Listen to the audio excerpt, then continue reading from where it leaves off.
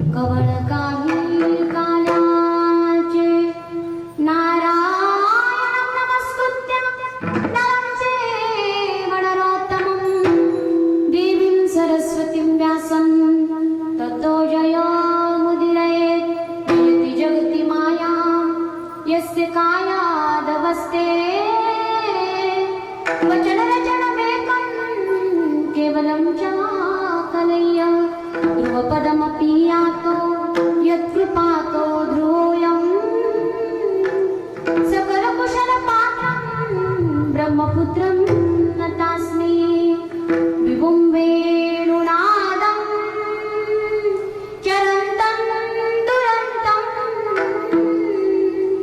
स्वयं लीलया गोपवेशं दधानं गवामृत्तिका नन्दनं चारुहासं परब्रह्मलिङ्गं भजे पाण्डुरङ्गं जटाटवीगलज्जलप्रवाहपावितस्थलेवलेवलं जलं पिताम्बुजं वसुकुमारि कमट्टमट्टमट्टमट्टमट्टमट्टमर्वयं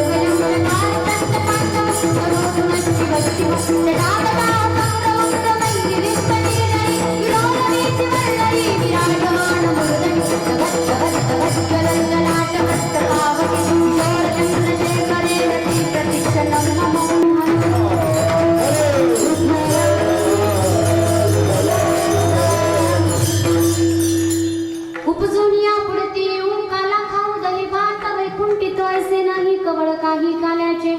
प्रस्तुत प्राप्त प्रसंगी अतिशय पावन असणाऱ्या भूमीमध्ये कीर्तन रूपी सेवेकरिता निवडलेला अभंग महान भगवत भक्त संत सम्राट विश्वननीय जगद्गुरु तुकोबारा यांचा अत्यंत उत्कृष्ट काल्याच्या प्रसंगाचं वर्णन करणारा गोड असा अभंग. विठाला विठाला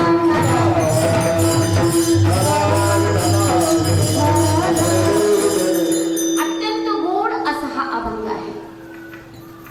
अगदी साधा सोपा सरळ ऐकल्याच्या नंतर त्याचा लगेच अर्थ आपल्या मनामध्ये एकदम त्या ठिकाणी सुंदर रीतीने उमटतो असा हा अभंग आहे. भजनी मंडळाच्या बहुतेक भजनी मंडळाचं म्हणण्यापेक्षा ज्यांच्या गळ्यामध्ये माळ आहे, कपाळी गोपीचंदनाचा टिळा आहे, अशा प्रत्येकाच्या अभंग पाठ असेलच, त्यात काही नवल नाही.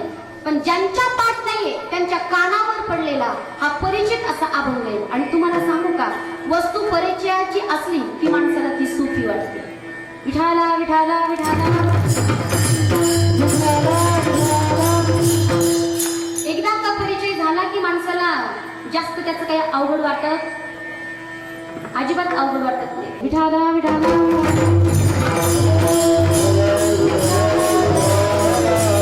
गावामध्ये 2-4 सप्ताह होतात आणि अत्यंत उत्कृष्ट स्वतःच्या कार्याकरता कुणीही जडतं. मी नेहमी सांगते, स्वतःच्या मुलीचं लग्न असेल तर लोक धोतर फिटेपर्यंत पळतात, कारण स्वतःच आहे.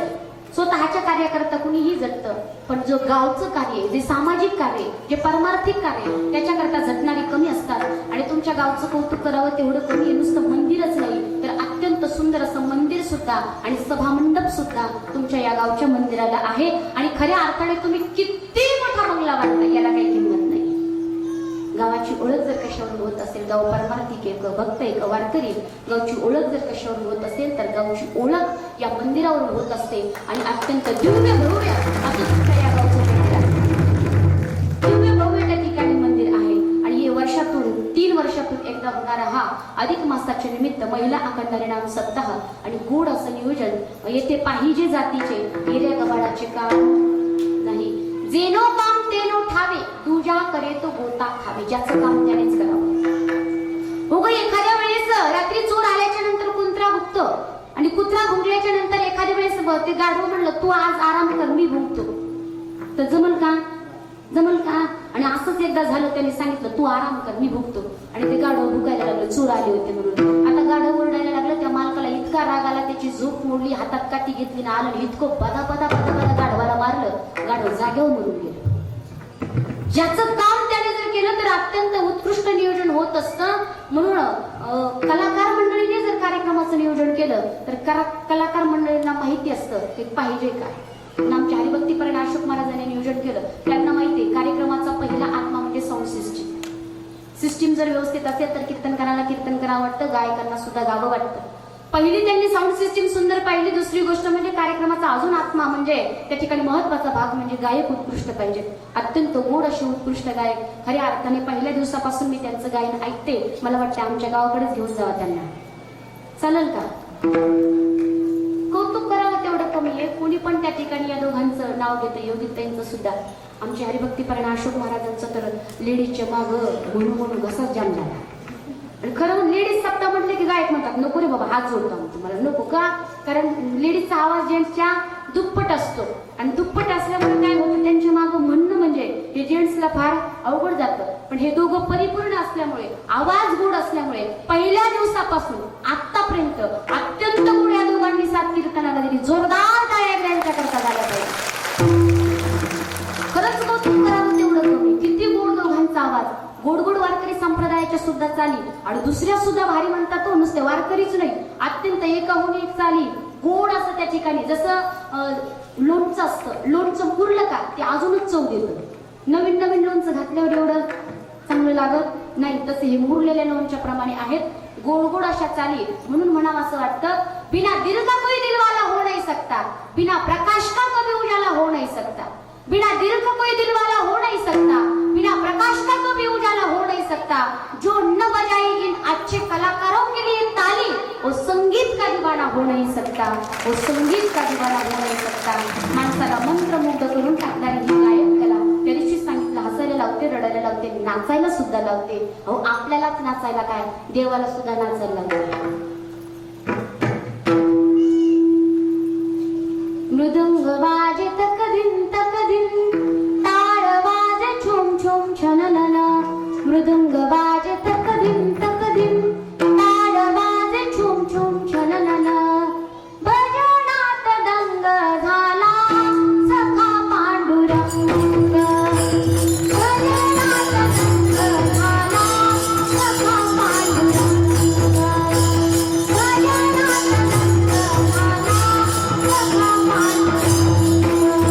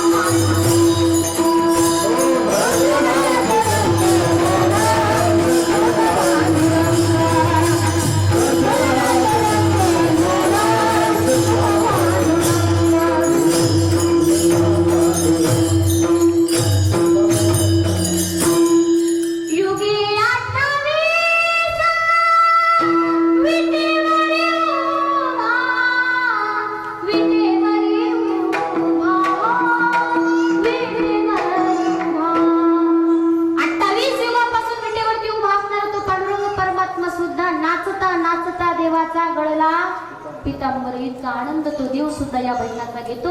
हरिभक्तीपरायण अशोक महाराज असतील, हरिभक्तीपरायण आमचे अनिरुद्ध महाराज असतील. आता इतके अशोक आहेत ना आपल्याकडे, कसलाच शोक नाही. मृदंग वाजवणारे सुद्धा अशोक महाराज, गाणारे सुद्धा अशोक महाराज, साऊंड सिस्टीम वाले सुद्धा अशोकच आहेत. पहा सगळीकडे अशोक, कसलाच शोक नाही. म्हणून तर एवढा कार्यक्रम आनंदाने झाला. जोरदार टाळ्या त्यांच्याकरता झाल्या पाहिजेत. आपले हरिभक्तीपरायण अनिरुद्ध महाराज गोड या ठिकाणी कोकिलेसारखा आवाज त्यांचाही आहे. हरिभक्तीपरायण या ठिकाणी आपले सुरेश महाराज साथ होते. अत्यंत गोड अशी मृदुंगाची साथ देतात. बऱ्याच दिवसापासून त्यांचा आणि माझा परिचय आहे. आपले हरिभक्तीपरायण खऱ्या अर्थाने गायनाचे सुद्धा रसिक असले तर गाणाऱ्याला मजा येते. सुंदर अशा कानात जाऊन चाली सांगणारे गायकांच्या आपले हरिभक्तीपरायण भूदेव ज्यांना म्हटलं जातं, सुनील देवा. जोरदार टाळ्या त्यांच्या झाल्या पाहिजे. प्रत्येक कार्यक्रमामध्ये अत्यंत त्या ठिकाणी उपस्थिती देवांची या ठिकाणी आहे. कथेला असते, कीर्तनाला असते, प्रत्येक कार्यक्रमामध्ये आहे. आणि या ठिकाणी असणारं सर्व भजनी मंडळ अत्यंत सर्वच या ठिकाणी महत्वाचे आहेत. जी सप्ताह कमिटी आहे त्यांनी सुद्धा काबाड कष्ट केलेले आहे. या सप्ताह कमिटी करता एकदा जोरदार टाळ्या झाल्या पाहिजे. हा महिला मंडळाचा सुरू असलेला हा कार्यक्रम गेलं 8वा का 9वा काहीतरी धोंडा आहे. काय त्या मावशी सांगत होत्या. महिला मंडळाने सुरुवात त्याची केली. इवलेसे रोप लाभिले द्वारी त्याचा वेलू गेला गगनावरी. आणि हा जो कार्यक्रम सुरू आहे हा कार्यक्रम कधीच बंद पडू नये. जोपर्यंत चंद्र सूर्य आहे तोपर्यंत हा कार्यक्रम असाच राहावा आणि दिवसेंदिवस या कार्यक्रमामध्ये अशीच वाढ होत राहावो आणि तुम्हा आम्हाला संतांचे विचार श्रवण करायला भेटो हीच या ठिकाणी भगवंताची चरणी प्रार्थना. जमलेले सगळे या ठिकाणी श्रोतू मंडळी माझ्या वडिलांसारखे आहेत, माझ्या आजोबांसारखे आहेत. काही कीर्तनकार असतील, काही प्रवचनकार असतील, सर्वच अत्यंत महत्वाचे आहेत. आपले विनिकरी बाबा पहा किती गोड दिसत आहे. बाबा एकटे चालत का? ऐकू येतं का? एकटे आलात का जोडीने आलात? एकटे झाले. पहा जोडीने जर आले असते तर त्यांच्या बायकोला वाटलं असतं कधी सेल्फी काढी त्यांच्या बरोबर. इतके गोड दिसतात बाबा, किती गोड दिसतात. पहा सर्वांच्या चरणी नतमस्तक होऊन अत्यंत गोड या ठिकाणी मला गायनाची साथ ज्या करतायत, अत्यंत गोड अशी कीर्तन सेवा ज्यांची झाली, कथेमध्ये सुद्धा गोड अशी साथ केली ते आमच्या हरिभक्तीपरायण योगिताताई, आमच्या हरिभक्तीपरायण वैष्णवीताई या ठिकाणी आहेत. सर्वच या ठिकाणी नाव घेण्याचे योग्यतेचे आहेत. पण आपल्याकडे वेळ कमी असल्यामुळे सर्वांच्या चरणी नतमस्तक होऊन आज आमच्या या ठिकाणी सोलपीतून आलेल्या आमच्या परळकर दिदी असतील, आमच्या दिव्या दिदी असतील, आमच्या आई असतील, या ठिकाणी सर्व उपस्थित राहिले त्यांचे सुद्धा मनपूर्वक आभार. सर्वांच्या मनपूर्वक आभार म्हणून आपण सेवेकडे वळत आहोत. मस्तक हे पायावरी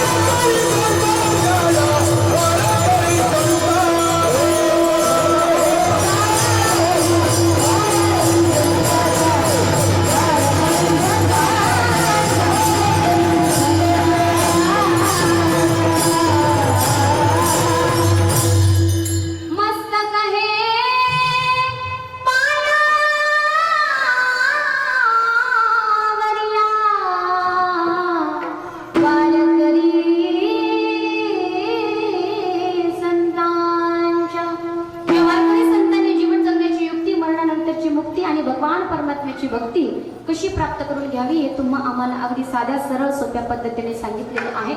तो वारकरी संप्रदाय जगाच्या पाठीवर कुठेही जाई या वारकरी संप्रदायासारखा संप्रदाय नाही. तुम्ही आम्ही या वारकरी संप्रदायामध्ये जीवन जगतो. अगदी आनंदाची गोष्ट आहे. वारकरी होण्यामध्ये जो आनंद आहे ना तो दुसरे काही होण्यामध्ये नाहीये. जो वारकरी झालाय त्याला त्या ठिकाणी कळतं. आणि आनंदाची गोष्ट काल 25 आणि परवा 5 म्हणजे 30 नवीन वारकरी झाले तुमच्या गावात. आणि आज सुद्धा कीर्तनानंतर बरेच जण माळी घालणार आहेत. फक्त ह्या माळी टिकल्या पाहिजेत याची त्या ठिकाणी आपण काळजी घेतली पाहिजे. नाहीतर घरामध्ये खुंट्या असतातच, टिकाव्यात याच्यासाठी त्या ठिकाणी आपण प्रयत्न केले पाहिजे. या वारकरी संप्रदायामध्ये अत्यंत महत्वाचा जर काय असेल, महत्वाचा भाग जर काय असेल तर तो आहे काला. काला म्हणजे काय हो? काला म्हणजे नेमकं काय आहे? पहा तुम्ही महाराष्ट्र जर सोडला, महाराष्ट्र महाराष्ट्र सोडून तर कुठेच हा काला नसतो. मोठे मोठे कार्यक्रम उत्तर प्रदेश, मध्य प्रदेश तिकडे होतात कथेचे, पण कथेचा 7वा दिवस झाला की त्या दिवशी प्रसाद दिला जातो. काला हा कुठे नाही. काला फक्त आपल्या महाराष्ट्रीयन संतांनी केला आणि महाराष्ट्रीयन संतांनी जो काला केला तोच काला आपण कुठलाही कार्यक्रम झाला की त्या ठिकाणी कार्यक्रमाची सांगता करण्यासाठी काला करत असतो. विठाला विठाला विठाला. वारकरी संप्रदायाचा नियम आहे, कार्यक्रम 2 दिवसाचा असेल, 3 दिवसाचा असेल, 5 दिवसाचा असेल, 7 दिवसाचा असेल. 7 दिवसाचा असला तर 8व्या दिवशी काला, 5 दिवसाचा असला तर 5व्या दिवशी किंवा 6व्या दिवशी काला, पण काल्याशिवाय कार्यक्रम पूर्ण झाला असं आपण म्हणत नाही, अजिबात म्हणत नाही. पहा, अत्यंत महत्वाचा. मग काला या शब्दाचा अर्थ काय आहे? काला जीव शिवाचं ऐक्य ज्या ठिकाणी होतं त्याला काला म्हणतात. कारण काला जो आहे तो एकात होतो का? महिला मंडळ तुमच्या ओळखीची कमी, आणि तुम्ही जर मला बोलल्या नाही तर आता मी इथून अशीच पळून जाईल, माझं काम झालं, तुम्हाला बोलायचंय मला. काला एकात होतो का? नुसता भाकरीचाच होतो का? नुसत्या भाजीचाच होतो का? अजिबात नाही. काल्याकरता एकापेक्षा अनेक वस्तू असाव्या लागतात. मग 2 असल्या तरी होतात, 3 असल्या तरी काला होतो, पण एकात काला कधी होत नाही. मग काला म्हणजे अनेक वस्तूचं मिश्रण किंवा 2 वस्तूचं मिश्रण, याला काला म्हणायचं. मग जीव शिवाचं ऐक्य किंवा जीव ब्रह्माचं ऐक्य ज्या ठिकाणी होतं त्याला काला म्हणतात. का?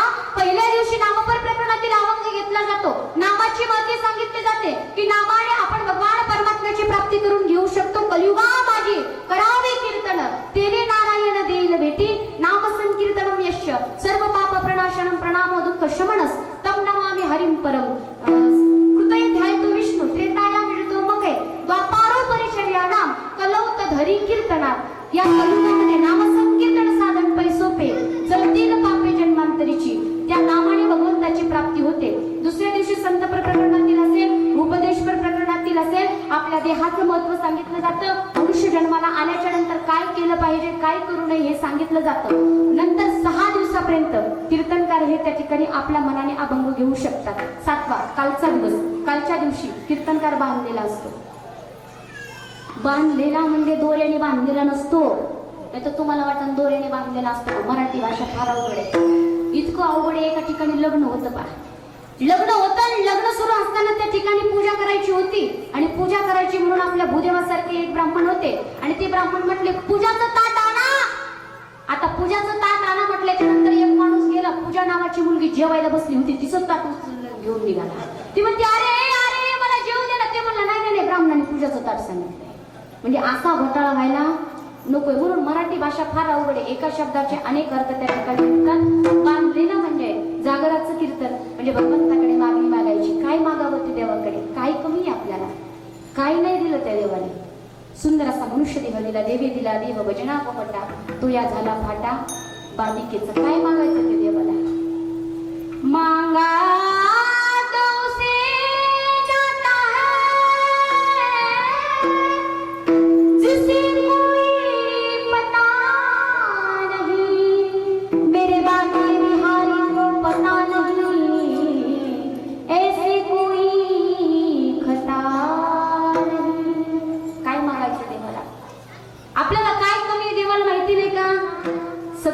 देवाला. पण आपल्याला जे पाहिजे ते मिळालं नाही तर आपण देवावर रागवतो, रुसतो, मंदिरात जायचं नाही म्हणतो. पण देव आपल्याला जे पाहिजे ते देत नाही. आपल्याकरता जे योग्य आहे ते देतो. आणि प्रत्येकाच्या इच्छा देवाने जर पूर्ण केल्या असत्या ना तर त्या ठिकाणी जगायला हिंमत आणि देवाला किंमत कुणीच दिली नसती, कुणीच दिली नसती. म्हणून 7व्या दिवशी देवाकडे मागितलं जातं. मागावं काय? देवाकडे मागत असताना देवालाच मागावं. कारण देव हातात आल्यावर, देव हरी आला हातात मग कैशी भय चिंता. समर्थाचे घरी सकळ संपदा. सगळं येतंय ना. आता एखाद्या मुलीचं एखाद्या श्रीमंत मुलाशी लग्न झालं तर तिला फक्त घरच येतं का? त्या मुलाचं सगळी प्रॉपर्टी तिला येतं ना. मग देव जर आपल्या हातात आला, या जगाचा चालक मालक, या जगाचा चालक मालक नियंता प्रभू जर आपल्या हातात आला तर काय मागायची गरज आहे? पहा काय काय सत्ता आहे त्याच्या हातामध्ये. मदभया तिवाती वातोयम सूर्यासतपती मदभया वर्षत इंद्र दहत्य अग्नी मृत्युश्चरती मदभया जगथल अगण आकाश पवन पर केवल उसकी सत्ता, केवल उसकी सत्ता.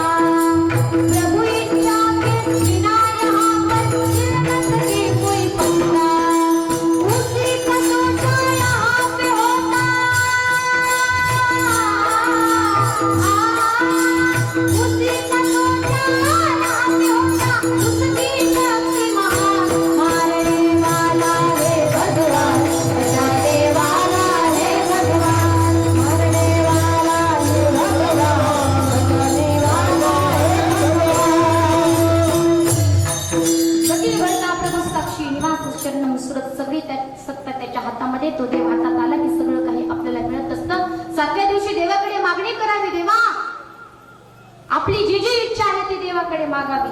आणि 7व्या दिवशी देवाकडे मागितल्याच्या नंतर 8व्या दिवशी एखादा जो खरा भक्त असतो तो देवाला म्हणतो, देवा मला जे काही सगळं आहे ते बाजूला जाऊ दे आणि देवा आता एकच कर, काय मी तू पाना जाऊ दे दूरी, मी तू पाना जाऊ दे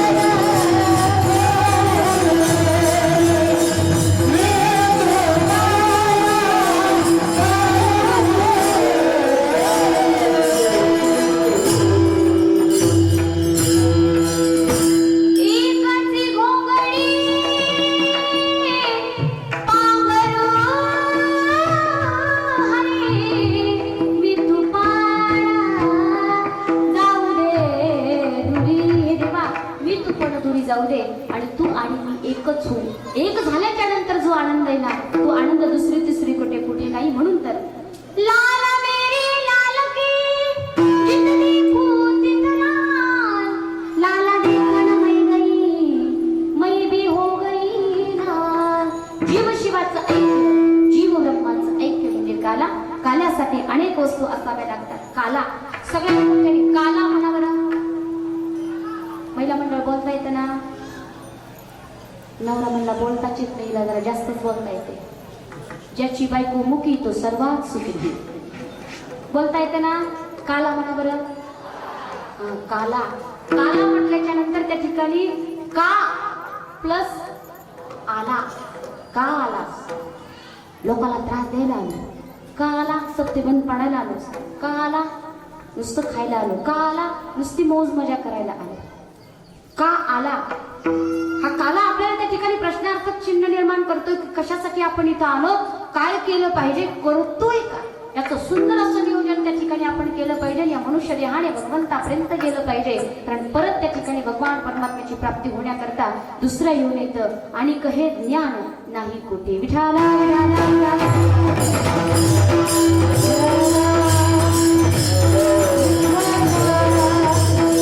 अजून त्या ठिकाणी काला झाला. काला आता इथून हाला.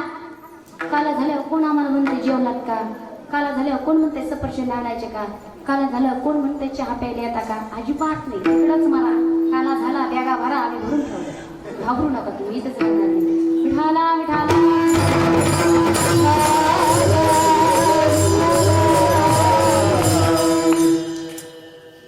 जसं हे मंदिर आहे, मंदिराच्या भिंतीचं वर्णन वेगळं असतं.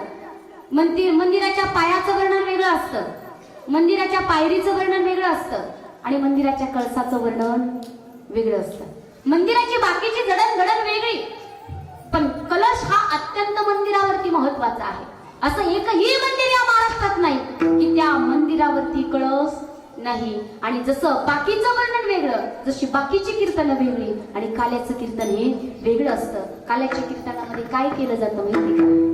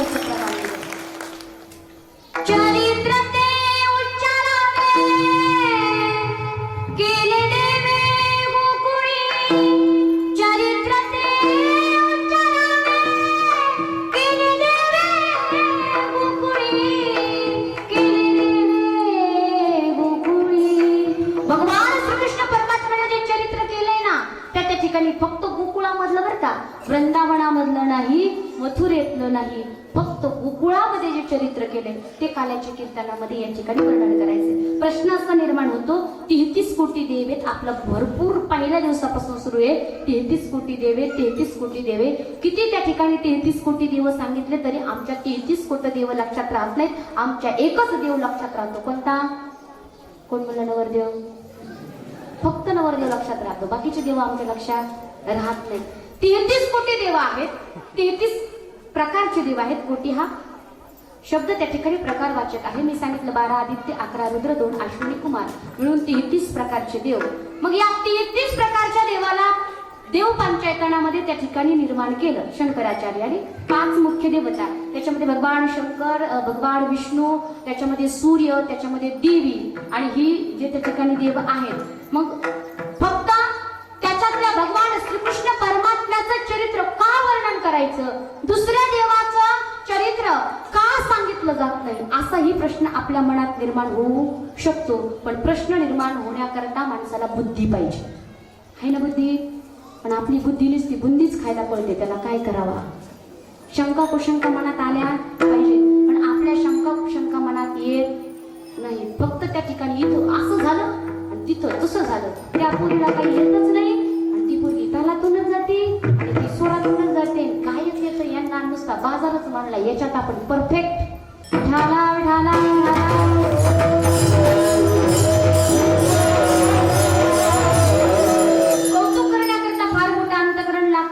अंतकरण देवाने प्रत्येकाला दिलं नाही, हजारामधून एखाद्याला असतं. नाहीतर लोकांचं तर सवय झाली, माझंच ऐकत माझंच ऐक, लोकांचं काही जमतच नाही.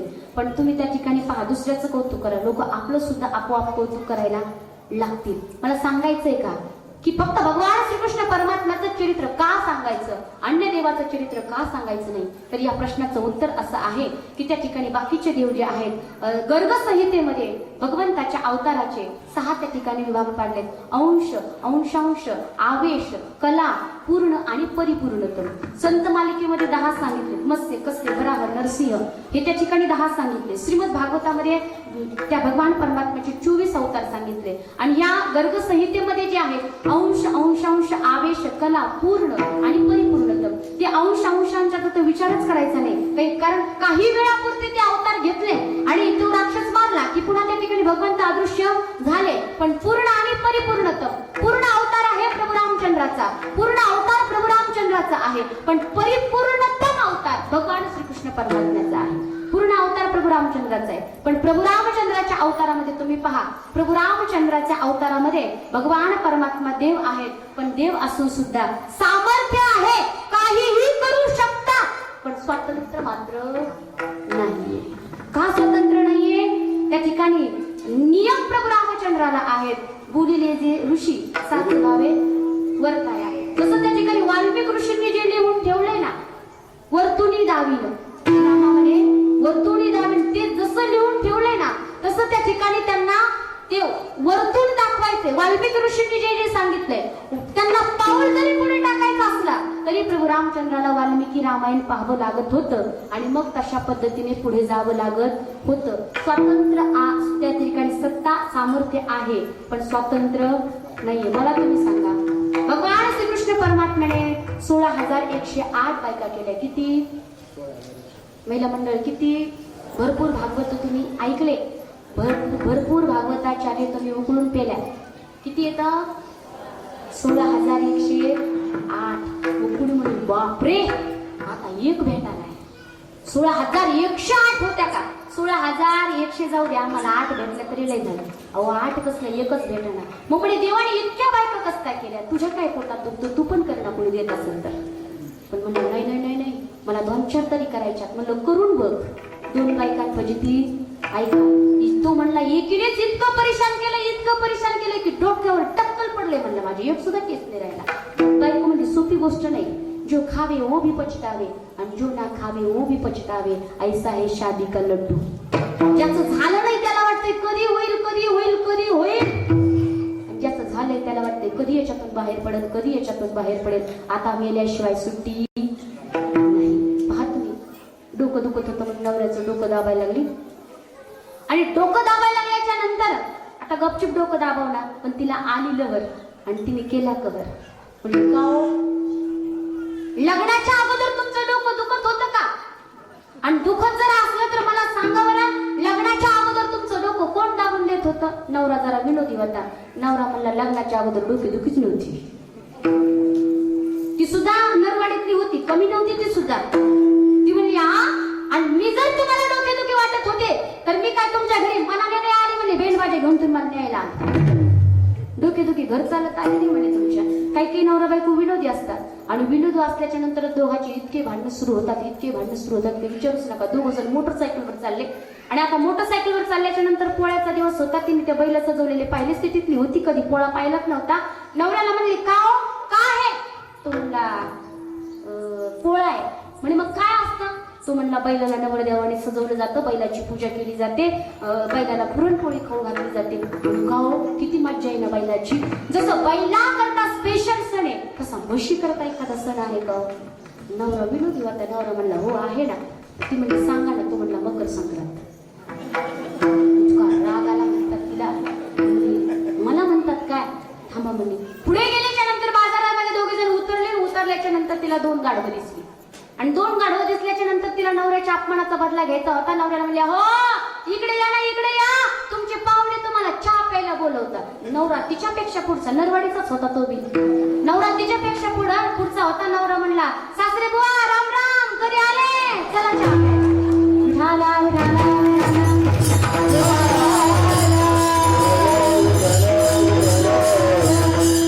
प्रभू रामचंद्र अनेक पत्न्या करू शकत होते, पण एक वचनी, एक पत्नी, एक वाणी.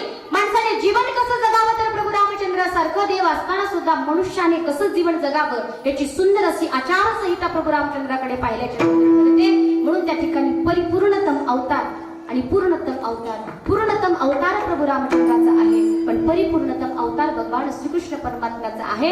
परिपूर्णतम अवतार म्हणजे सत्ता सामर्थ्य सुद्धा आहे आणि स्वातंत्र्य सुद्धा आहे. म्हणून तर भगवान श्रीकृष्ण परमात्म्याने 16,108 पत्न्या केल्या आणि त्या पत्न्यांसमोर 16,108 रूपाने प्रत्येकीच्या महलामध्ये भगवान परमात्मा एकाच वेळेस असायचे. कारण सामर्थ्य होतं तेवढी, सत्ता होती तेवढी आणि तेवढं स्वातंत्र्य सुद्धा होतं. भगवान श्रीकृष्ण परमात्म्याने पहा, प्रभू रामचंद्राने कुठेच सांगितलं नाही मी देव आहे म्हणून. कुठंच सांगितलं नाही मी देव आहे म्हणून. देवपणा लपवला.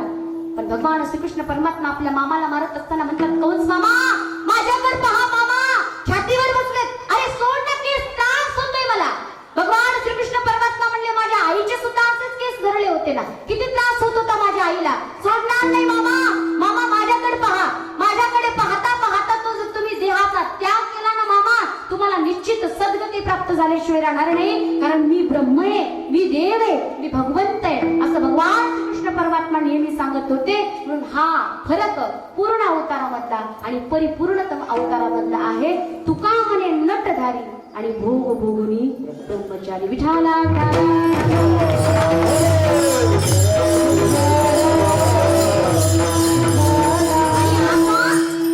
परिपूर्णतम अवतार फक्त श्रीकृष्ण परमात्म्याचाच आहे. म्हणून त्या ठिकाणी भगवान श्रीकृष्ण परमात्म्याचं चरित्र गायल्याने, ऐकल्याने तुमच्या आमच्या जीवनाला सुद्धा परिपूर्णता येत असते. याच्यासाठी काल्याच्या दिवशी भगवान श्रीकृष्ण परमात्म्याचं चरित्र श्रवण करायचं. विठाला विठाला अत्यंत महत्वाचा हा असणारा काला, अत्यंत सुंदर त्या ठिकाणी हा काला आहे. आणि जगद्गुरु तुकोबाराय म्हणतात इतका त्या ठिकाणी हा दुर्लभ असणारा काला आहे. मला तर इतका आवडतो हा काला खाण्यासाठी आम्ही पुन्हा पुन्हा येऊ अभंगाच्या प्रथम चरणामध्ये.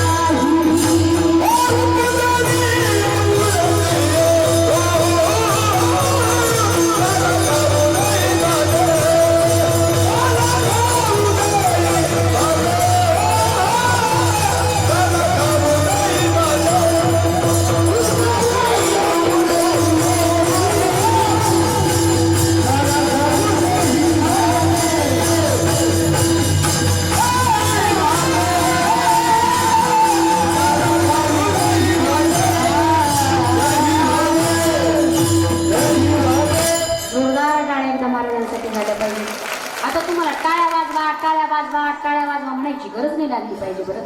आता तुम्ही हुशार व्हायला पाहिजे. आवडली चाल, आवडलं काही बोलणं की टाळ्या वाजवल्या पाहिजेत. पैसे लागतात का टाळ्या वाजवायला? नाही ना. अहो ते कलाकार मंडळी बिंबीच्या देठापासून गातात, इतकं वाजवतात. सुरेश महाराजांना घरी 2 वाजता गेलं तरी 2-4 चपात्या वाजवावं लागतात. जीव ताणू वाजवतात. तुम्ही आपलं टाळी सुद्धा वाजवायची म्हणलं तर कोरोना झाल्यावर वाजवितात. आवाज सुद्धा टाळीचा तुमचा येत नाही. म्हणून काही आवडलं की कलाकाराकरता तुमच्या लाख रुपयापेक्षा 1 कोटी रुपयापेक्षा जास्त त्या ठिकाणी मोठं बक्षीस जर काय असतं तर तुमच्या टाळीचं बक्षीस असतं. ही गोड चाल आवडली, टाळी वाजवली तर पुढची चाल अजून गोड होत असते. गोड गोड ऐकायचं असेल तर टाळी वाजवायची. विठाला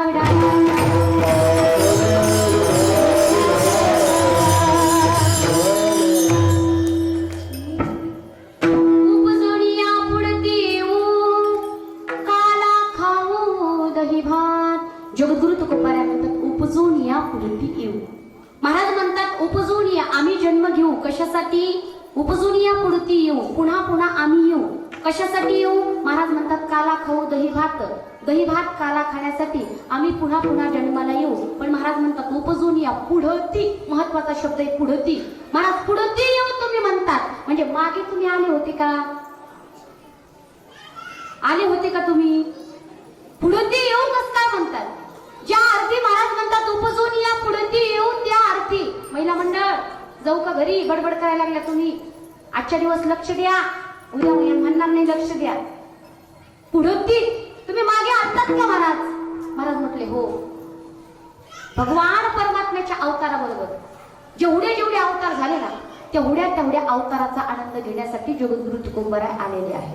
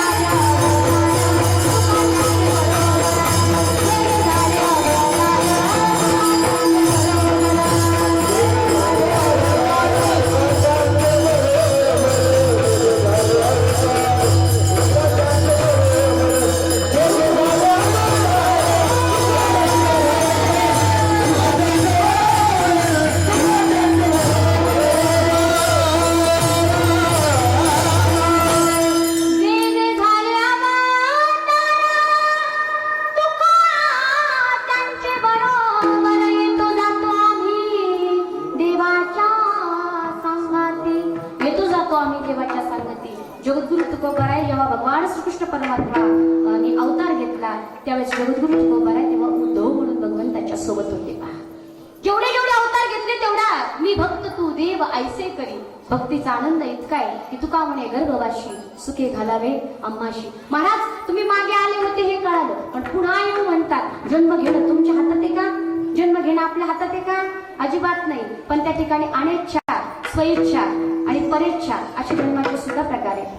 अनिच्छा म्हणजे इच्छा नसताना तुम्हाला आम्हाला यावं लागतं. आगा कर्मे जे उरावे ते तही सुख दुःखी फळावे, कया ते भोगावया यावे जन्म एका. ज्ञानोबाराय वर्णन करतात. आपल्याला इच्छा नसताना यावं लागतं. आपल्या येण्याला किंमत नाही, जाण्याला किंमत नाही. आपण जे कर्म करतो त्यालाच किंमत आहे.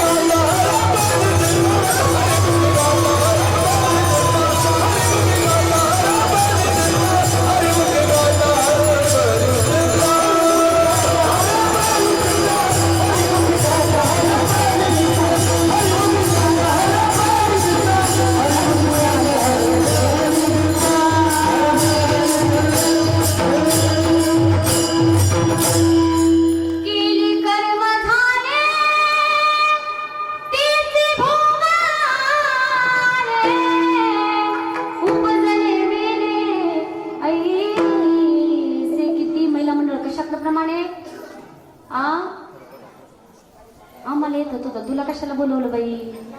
कशातलं आहे? एकनाथ महाराजांच्या हरिपाठातलं. एकनाथ महाराज म्हणतात केले कर्म झाले. जे कर्म आपण करतो तेच आपल्याला भोगावं लागतं आणि आपण करतो आपल्यालाच भोगावं लागतं. आपली पत्नी, आपले मुलं आपल्या पापात वाटेदारी होत नाही. मी कालही सांगितलं पण जाता जाता सांगते. एक आंब्याचं झाड होतं. माणूस त्या ठिकाणी चालला होता. जात असताना त्याला आंब्याचं झाड दिसलं आणि दिसल्याच्या नंतर त्याला वाटलं आंबा पाडायला लागलाय. जाता जाता एक पाड खाऊन जावं. उन्हाने तापला होता बिचारा. जाता जाता आंब्याच्या झाडाखाली गेल्याच्या नंतर एक दगड घेतला. दगड त्या ठिकाणी पाहिला. तो दगड उचलल्याच्या नंतर वरती आंब्याला मारला. आंबा त्या ठिकाणी तो पाड पडल्याच्या नंतर खाल्ला. थोडस बॉटल मधलं पाणी पिला आणि तिथेच पडल्याबरोबर लांबून पाहिला आंब्याच्या मालकाने पळत हातात काठी घेऊन आला आणि आल्याबरोबर पाठीमध्ये 2-4 काठ्या टाकल्याच्या नंतर तो बिचारा रडायला लागला. आता मला या उदाहरणावरून तुम्हाला सांगायचंय, तो आंबा कशाने पाहिला हो? डोळ्याने पाहिला. तिथपर्यंत घेऊन कोण गेलं? पायी घेऊन गेले. दगड कोणी उचलला? खाली पडलेला आंबा कोणी उचलला? खाल्ला कोणी? चव कोणाला आली? जिभेला. आपल्याकडे ठेवला कोणी? पोट नाही का तुम्हाला? आपल्याकडे ठेवला कोणी? पोटाने. रट्टे कोणी खाल्ले? पाठीने. रडायला कोण लागलं? आणि पाहिला कोणी होता? डोळ्याने पाहिला होता. मग रडावं कोणाला लागलं? डोळ्याला. तसं केले कर्म झाले त्याची भोग आले. विठाला विठाला.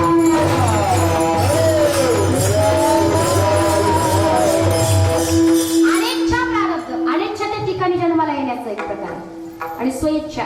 संत त्या ठिकाणी स्वइच्छेने येतात म्हणून तर जगद्गुरु तुकोबरा म्हणतात.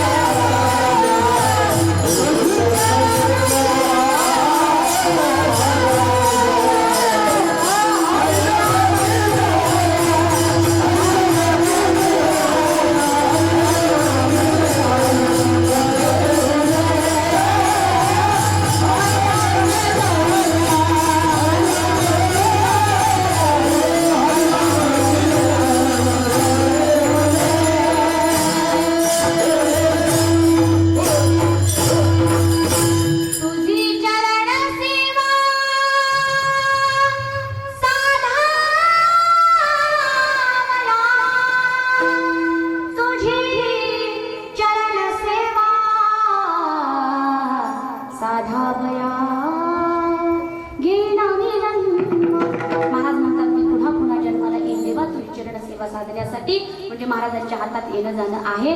आपल्याला यावं लागतं. संत येतात आणि देवाला आणावं लागतं. आणि याला रूपाबळे करुणी खडे हरिदाशी देवाला आणावं लागतं. म्हणून महाराज आम्ही येऊ म्हणतात. येणं त्यांच्या हातामध्ये आहे. महाराज कशासाठी येऊ? महाराज म्हटले काला खाऊ दही भाताचं मिश्रण असतं त्याला त्याची काही काला म्हणतात. लाह्या वगैरे दही जे एकत्रित करतात आणि ते खाण्यासाठी महाराज आम्ही येऊ. मला तुम्ही सांगा, आता नरवाडीमध्ये बाजार जर भरत असला तर नरवाडीमध्ये बाजार भरत असताना पुन्हा सोनपेठला बाजार जाणं हुशाऱ्याचं लक्षण आहे का वेड्याचं लक्षण आहे? मोठ्याने बोला ना. वेड्याचं लक्षण आहे. कारण सोनपेठला जायला जेवढी खर्ची लागते तेवढ्यामध्ये नरवाडीमध्ये उत्तम बाजार होऊ शकतो.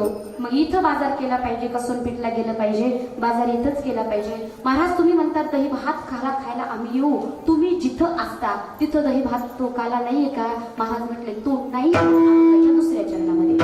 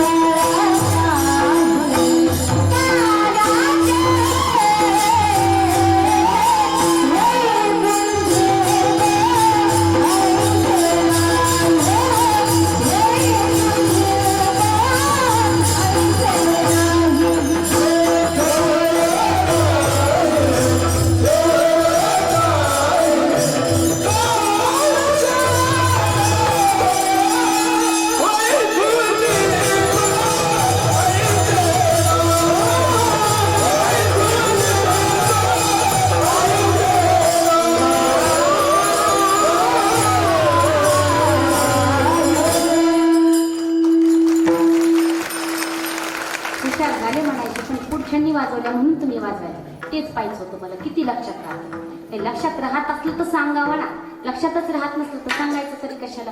गोळची चाल आमच्या दिदीने या ठिकाणी गायली, वैकुंठी तो ऐसे नाही. महाराज म्हणतात तिथं जर असतात तर आम्ही इथं कशाला आलो असतो?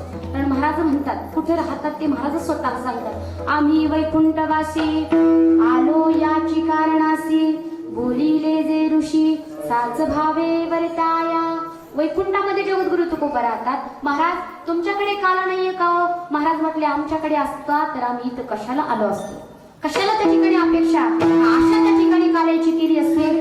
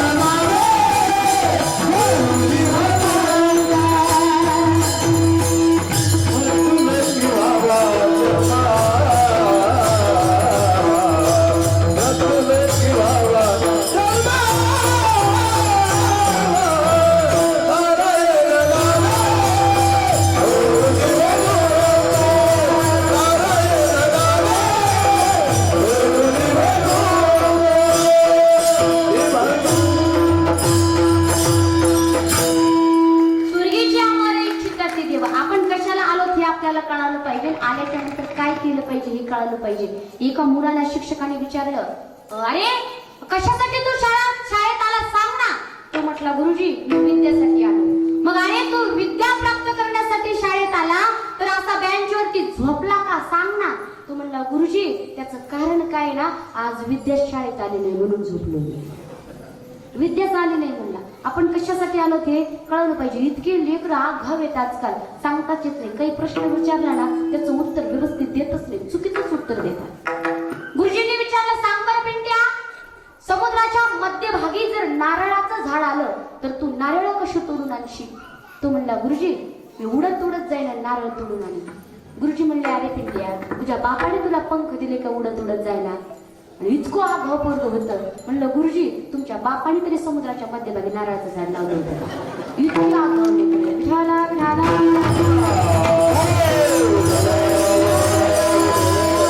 महाराज म्हणतात आमच्याकडे तो काला नाहीये म्हणून त्या ठिकाणी आम्ही इथे येणार आहे.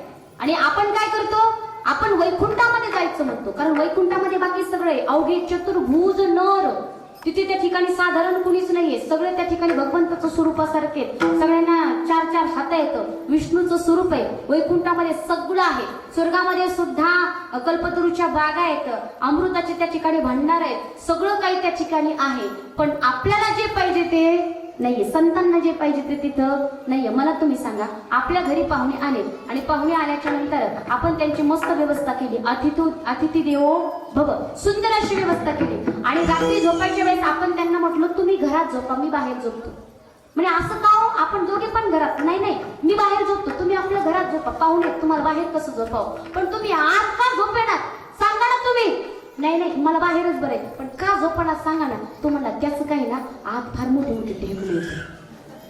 आता मग ते ढेकणे का पाहुणा म्हणून चावणार नाही का. मग आपलं घर स्वतःलाच आवडत नसेल तर दुसऱ्याला कसं आवडत.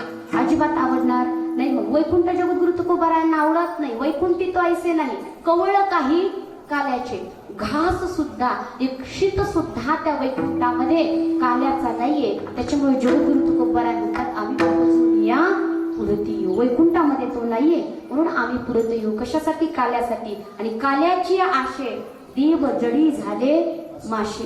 या काल्याच्या प्रसंगासाठी सगळेजण त्या ठिकाणी प्रयत्न करत असतात. आम्हाला मिळावा महाराज. बरं वैकुंठी तो आयशे नाही कळालं. आयशे नाही कैशे नाही कवळ काही काल्याचे. आयसे नाही म्हणजे आयसे नाही काय नाही फक्त कवळ काही काल्याचे नाही. फक्त काला नाही. काला सोडला तर सगळं काही तिथे आहे. काहीच नाही असं म्हणता येणार नाही. फक्त काला नाही आयसे नाही म्हणतात. बाकी सगळं त्या ठिकाणी आहे. काय काय आहे अनेक ठिकाणी वर्णन आले पण आपल्याला पुढे भगवंताची लीला पाहिजे त्याच्यामुळे सविस्तर आपण पाहू शकत नाही. पण महाराज म्हणतात कवळ काही काल्याचे नाहीये म्हणून आम्ही उपजून या पुढे येऊ. महाराज तुम्हाला तो काला प्राप्त झाला ठीक आहे कळालं आम्हाला. तुम्हाला तो काला प्राप्त झाला पण तुम्हाला जर तो काला प्राप्त झाला तर तुम्ही एकटेच खाणार का.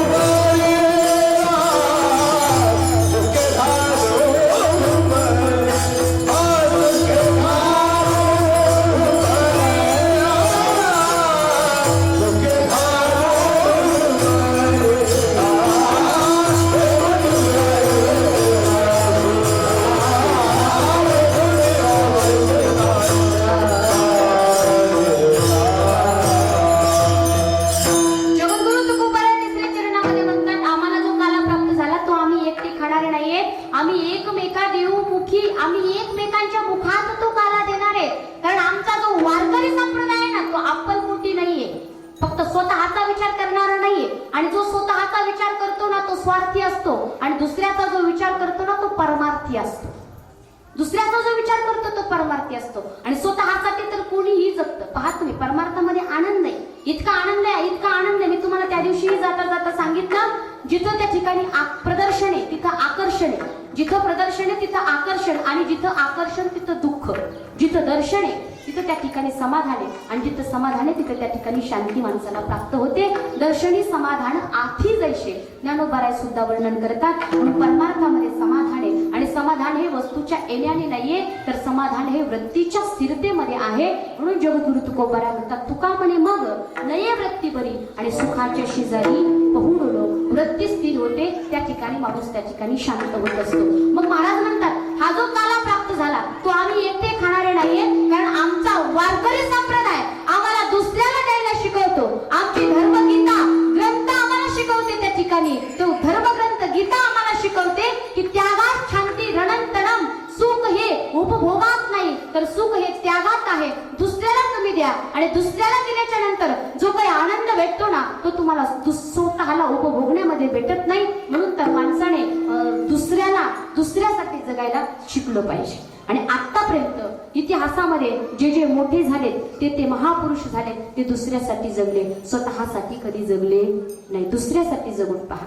रोजच आपण स्वतः गुलाबजामुन खातो, 4-4, 5-5 पोळ्या खातो, पण कधीतरी आपण न खाता रोडवरती उपाशी असणाऱ्या भिकाऱ्याच्या त्या ठिकाणी ताटामध्ये त्याला अन्न देऊन पहा, त्याच्या तोंडामध्ये त्याला गुलाबजामुन देऊन पहा, आणि त्याच्या चेहऱ्यावरती गुलाबजामुन खाल्ल्याच्या नंतर जे काही स्मित हास्य येतं ना, आणि ते स्मित हास्य पाहिल्याच्या नंतर पांडुरंग परमात्म्याला पाहिल्याचं सुख, दर्शन घेतल्याचं सुख आपल्याला भेटल्याशिवाय राहणार नाही. दुसऱ्यासाठी जगा. आपण रोजच श्वान काम करतो, रोजच स्वेटर त्या ठिकाणी घालतो, पण कडाक्याच्या थंडीमध्ये कधीतरी रोडवरती तर कडकड थंडीमध्ये त्या ठिकाणी थडकड उडणाऱ्या त्या भिकाऱ्याला आपल्या अंगातलं स्वेटर देऊन पहा, आपल्या अंगावरची श्वाल देऊन पहा, आणि त्या भिकाऱ्याला ती श्वाल दिल्याच्या नंतर त्याच्या चेहऱ्यावरती जो आनंद उमटलाय ना, त्याच्यामध्ये पांडुरंग परमात्म्याचं दर्शन झाल्याशिवाय आपल्याला राहणार नाही. म्हणून दुसऱ्यासाठी जगलं पाहिजे. बन सहारा बेसहारों के लिए, बन किनारा बेकिनारों के लिए. बन सहारा बेसहारों के लिए, बन किनारा बेकिनारों के लिए. जो जिए अपने लिए तो क्या जिए, जो जिए अपने लिए तो क्या जिए. जी सके तो जी हजारों के लिए, जी सके तो जी हजारों के लिए. तो दुसऱ्यासाठी जगतो ना, तोच खरा आहे. आणि हा मनुष्य देव आपल्याला दुसऱ्यासाठी जगायला शिकवतो. अहो, स्वतःचं पुत्र, कुत्रे, मांजर, गाढव, डुक्कर सुद्धा भरवत आहे. स्वतःच्या लेकराचा विचार तर पुत्र सुद्धा करत आहे, पण कधीतरी दुसऱ्याचा विचार करून पहा. हा मनुष्य देव आपल्याला दुसऱ्यासाठी जगायला शिकवतो. फार गोड वर्णन करतात. त्यांचा माणूस कोणाला किसी की काम जो आए उसे इंसान कहते हैं.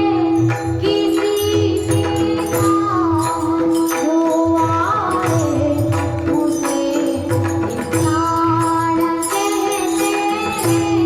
पराया रंग जो अपनाए उसे इंसान कहते हैं. पराया रंग जो अपनाए उसे इंसान कहते हैं. कहीं सुख है कहीं दुख है, इसी का नाम जीवन है. मनुजगति का मुक्ता है, अक्सर कोई नासी है. सुधारे कहीं गलती उसे इंसान कहते हैं. किसी की काम जो आए उसे इंसान कहते हैं. जिन्हें इंसान का दिल है उड़न परमार्थ करते हैं. पथिक जो बांट कर खाए उसे इंसान कहते हैं. जे दुसऱ्यासाठी जगतात तेच खरे अर्थाने महत्वाचे असतात, आणि त्यांचंच खरं जीवन असतं. तुका म्हणे एका मरणेची सरे, आणि उत्तम चिवडे किती मागे. म्हणून खऱ्या अर्थाने आपण जरा सुरक्षित कोणामुळे असो, कीर्तनामध्ये व्यवस्थित जर कोणामुळे बसले असो, आणि खऱ्या अर्थाने घरी गेल्याच्या नंतर शांत चित्ताने झोपत जर कोणामुळे असेल, तर त्या ठिकाणी त्या देशावरती लढणारे जे वीर जवान आहेत ना, त्यांचा आनंद तुमच्या आमच्यावरती आहे. म्हणून कधीतरी त्यांचे सुद्धा आभार मानले पाहिजेत. विठाला विठाला विठाला.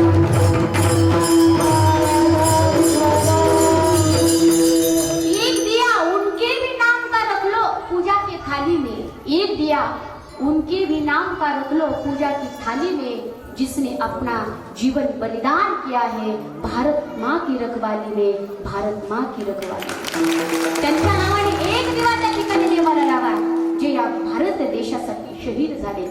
स्वतःच्या बायकोचा, स्वतःच्या मुलाचा, स्वतःच्या आई वडिलांचा विचार केला नाही, पण अख्ख्या भारत देशातल्या लोकांचा विचार केला. माझी आई सुरक्षित राहिली पाहिजे, माझी बहीण सुरक्षित राहिली पाहिजे, आणि माझी आई फक्त मला जन्म देणारीच नाही, तर या भारतामध्ये असणाऱ्या सर्व स्त्रिया ज्या आहेत ती माझी आई आहे. भारतामध्ये असणाऱ्या सगळ्या मुली आहेत त्या सगळ्या माझ्या त्या ठिकाणी बहिणी आहेत, आणि त्यांच्या रक्षणासाठी स्वतःच्या रक्ताचा अभिषेक या धरणी मातेला, या भारत मातेला घालणारे जे वीर जवान आहेत ना, त्या वीर जवानांचे आभार मानले पाहिजे. ज्यांच्यामुळे पोट भरतोय तो किसान, आणि ज्यांच्यामुळे शांत चित्ताने झोपतोय ते त्या ठिकाणी जवान. या किसानाचे आणि जवानांचे अनंत उपकार तुमच्या आमच्यावरती आहेत. दुसऱ्यासाठी जगायला हा आम्हाला शिकवतो. म्हणून त्या ठिकाणी महाराज म्हणतात, एकमेका देऊ मुखे, आम्ही एकमेकाच्या मुखामध्ये त्या ठिकाणी हा काल्याचा घास देऊ, सुखे घालू हुंबरी, सुंदर त्या ठिकाणी आम्ही खेळ खेळू. आणि जगद्गुरु तुकोबाराय म्हणतात, काल्यासाठी उत्तम असं स्थान जर कोणचं असेल तर अभंगाचं स्थान.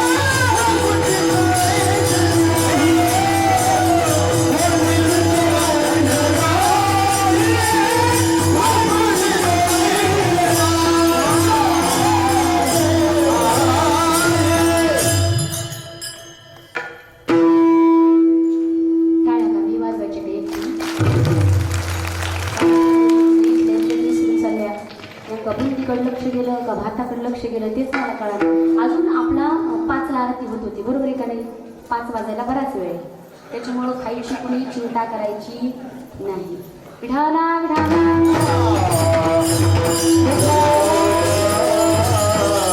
महाराज त्या ठिकाणी म्हणतात, तुका म्हणे वाळवंट. हा वाळवंट जो आहे अगदी बरबा, नीट आणि उत्तम 3 विशेषण आहेत वाळवंटाला. बरबा आहे, नीट आहे आणि उत्तम आहे. जगद्गुरु तुकोबारांना सांगायचंय की तुम्ही ज्या भक्ती मार्गाने भगवंतापर्यंत पोहोचणार आहेत आणि ज्या भक्ती मार्गाने भगवंताने तुम्ही एकरूप होणार आहे, तो जो भक्तीचा मार्ग आहे तो अगदी नीट आहे, सरळ आहे आणि उत्तम आहे. म्हणून त्या ठिकाणी त्या भक्ती मार्गाने तुम्ही तिथे चला. आणि हा काला जो आहे तो त्या ठिकाणी काला वाळवंटामध्ये झाला पाहिजे. तो काला माझ्या ज्ञानोबा रायांनी सगळ्या संतांसोबत कुठे केला? गेला, वाळवंटामध्ये गेला माझा ज्ञानराजा.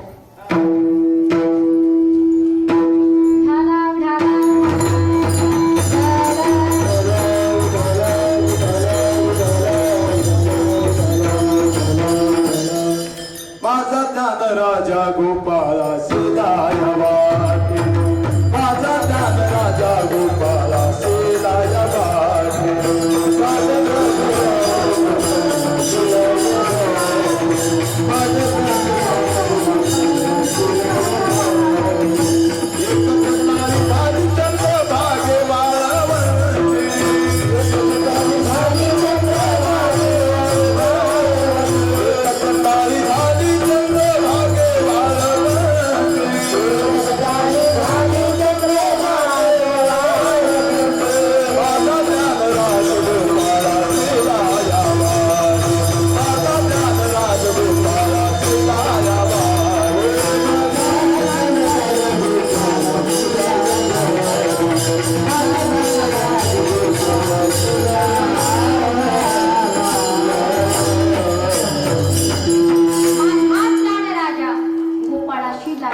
एकच टाळी झाली, चंद्रभागे बाळवणी.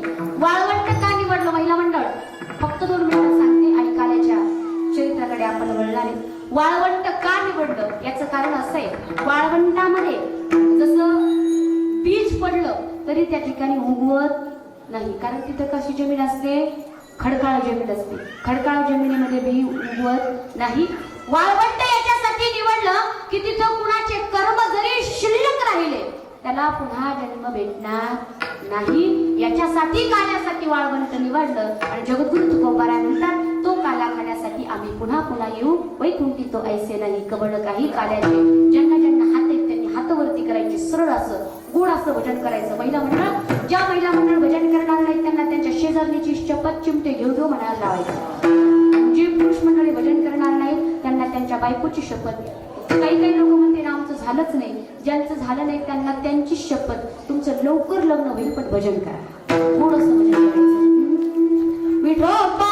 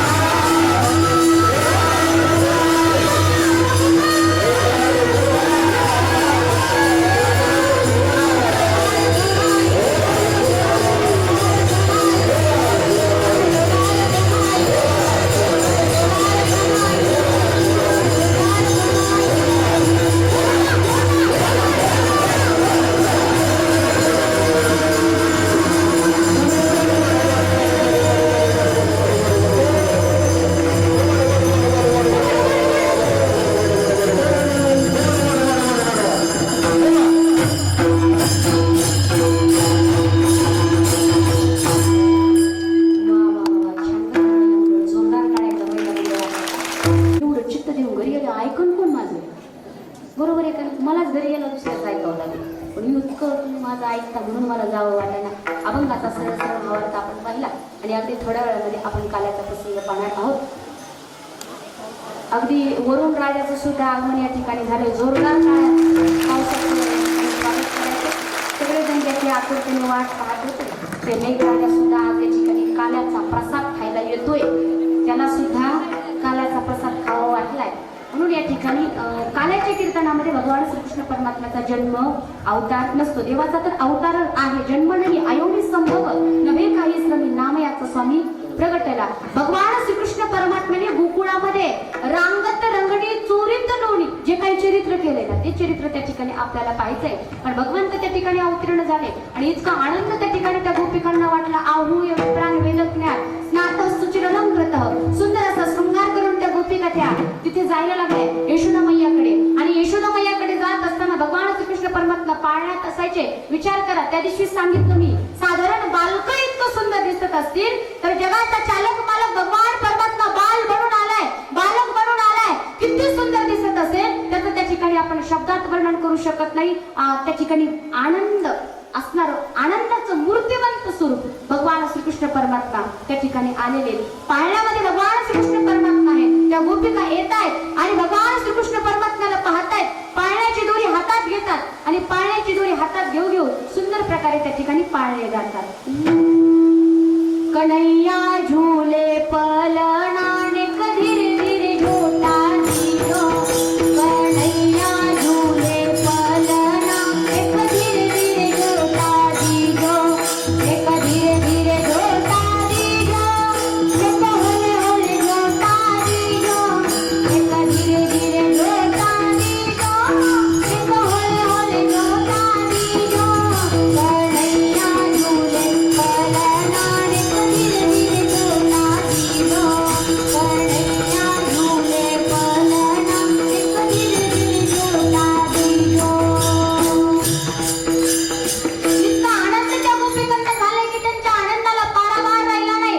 प्रत्येक जण येतील ते लालाला पाहतील. तुम्ही जर शांत बसलात तर 2-3 लीला आपण पाहून नंतर लगेच त्या ठिकाणी काला करणार आहे.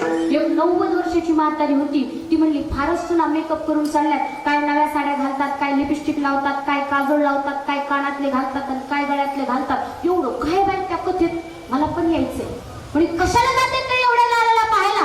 आता कसा येतो लाला. आणि तिने पण लालाला पाहायला जायचं ठरवलं. आणि ठरवल्याच्या नंतर त्या म्हातारीने सुनाने जसं मेकअप केलंय तसं हळूच खिडकीतून बघितलं होतं काय काय घातले. आणि सुनाने जसं घातलंय तसं घालण्याचा प्रयत्न तिने केला. सून गेली. गेल्याच्या नंतर सुनाच्या खोलीमध्ये गेली. कपाटातला घागरा ओढणी ड्रेस काढला. 90 वर्षाची म्हातारी घागरा ओढणी ड्रेस काढला. सुनाचा तो मेकअपचा बॉक्स काढला आणि मेकअपचा बॉक्स काढून त्या ठिकाणी तिने मेकअप करायला सुरुवात केली. विढाला विढाला विढाला विढाला.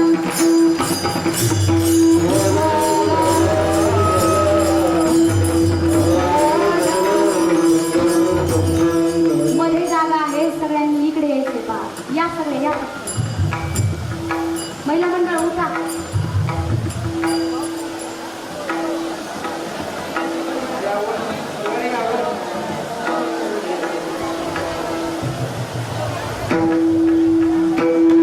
विठाला, विठाला,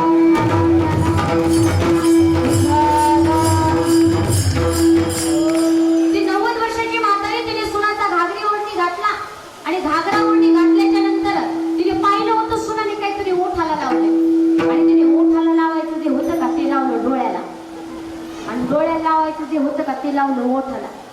नाकात घालायची नथ घातली कानात. कानातलं घातलं नाकात. आणि असं उलट पुलट मेकअप करून ती म्हातारी निघाली. काठी टेकीत टेकीत काठी टेकीत टेकीत काठी टेकीत टेकीत ती म्हातारी नंदबाबाच्या वाड्यावरती आली. इतका आनंद उत्सव साजरा केला जात होता. एकमेकाच्या अंगावरती लोण्याचे गोळे फेकले जात होते.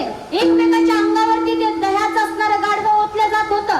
दुधाचं गाडगं ओतलं जात होतं. ही 90 वर्षाची म्हातारी काठी टेकीत टेकीत तिथं गेली. आणि गेल्याबरोबर म्हातारीला दारातून जांभळी आली. जांभळी कळते ना. आणि काही काही लोक अशी जांभळी देतात. अशी जांभळी देतात. खालचं तोंड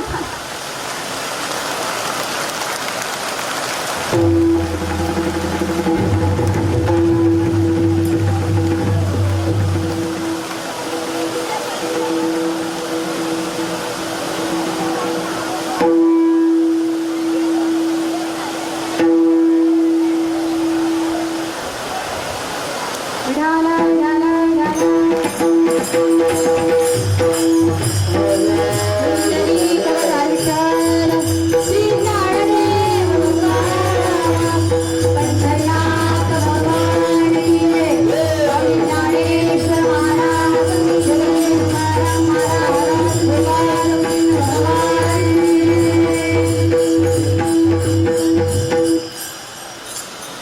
सगळ्यांना आनंद झालाय. पण माझ्याकडे कोणाचंच लक्ष नाही.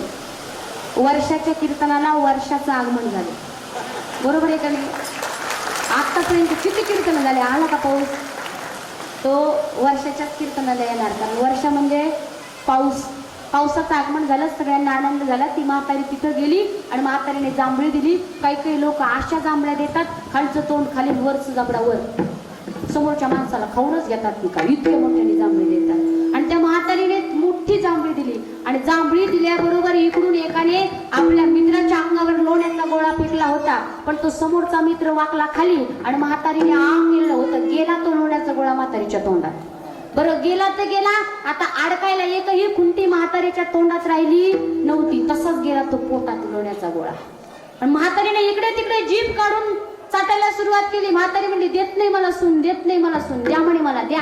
आणि म्हातारीने काय केलं, इकडं तिकडं तोंड चाटायला सुरुवात केली. भगवंत दिवसेंदिवस मोठे व्हायला लागलेले आणि भगवंत त्या ठिकाणी मोठे झाले. 7व्या दिवशी पुतना मावशी आली. पुतना मावशीचा वध त्या ठिकाणी भगवान श्रीकृष्ण परमात्म्याने केला. अहो बकीयम सनकान कूटम जिघांसया प्यायदप्य साध्वी लेभे गती धातृचितात तोन्यम कमवा दयालुम शरणम ब्रजेन. अशी असणारी पुतना, त्या पुतनेला सुद्धा धातृचित गती माझ्या भगवान परमात्म्याने दिली. एवढं दयाळू मयाळू कृपाळू कोणी नाहीये. अनेक त्या ठिकाणी राक्षस आली, भगवान परमात्मा नंतर मारताय. आणि 7व्या दिवशी भगवान श्रीकृष्ण परमात्म्याने ती पुतना मारली. शक्तासुराचा वध केला, तृणाव्रताचा वध केला आणि भगवान परमात्मा आता रांगायला लागले. आणि जेव्हा भगवान परमात्मा रांगायला लागले ना, तेव्हा यशोदा मैयाला इतका आनंद झाला, म्हणतात इतका आनंद झाला की यशोदेच्या आनंदाला पारावार राहिला नाही. अहो गेले कित्येक दिवसापासून लग्न झालंय पण आतापर्यंत एकही मूल नव्हतं. आणि इतक्या दिवसांनी मूल झाल्याच्या नंतर ते मूल जे जे खोड्या करतय ना, त्या खोड्या पाहून आईला अनेकच आनंद होत होता आणि अनेक आनंद होत असतो. यशोदा मैयाला सुद्धा आनंद व्हायला लागला. रांगता रांगता भगवान श्रीकृष्ण परमात्म्याने खोड्या सुरू केल्या. रांगत रांगत रांगत रांगत जायचं कुठं, गाईच्या गोठ्यामध्ये.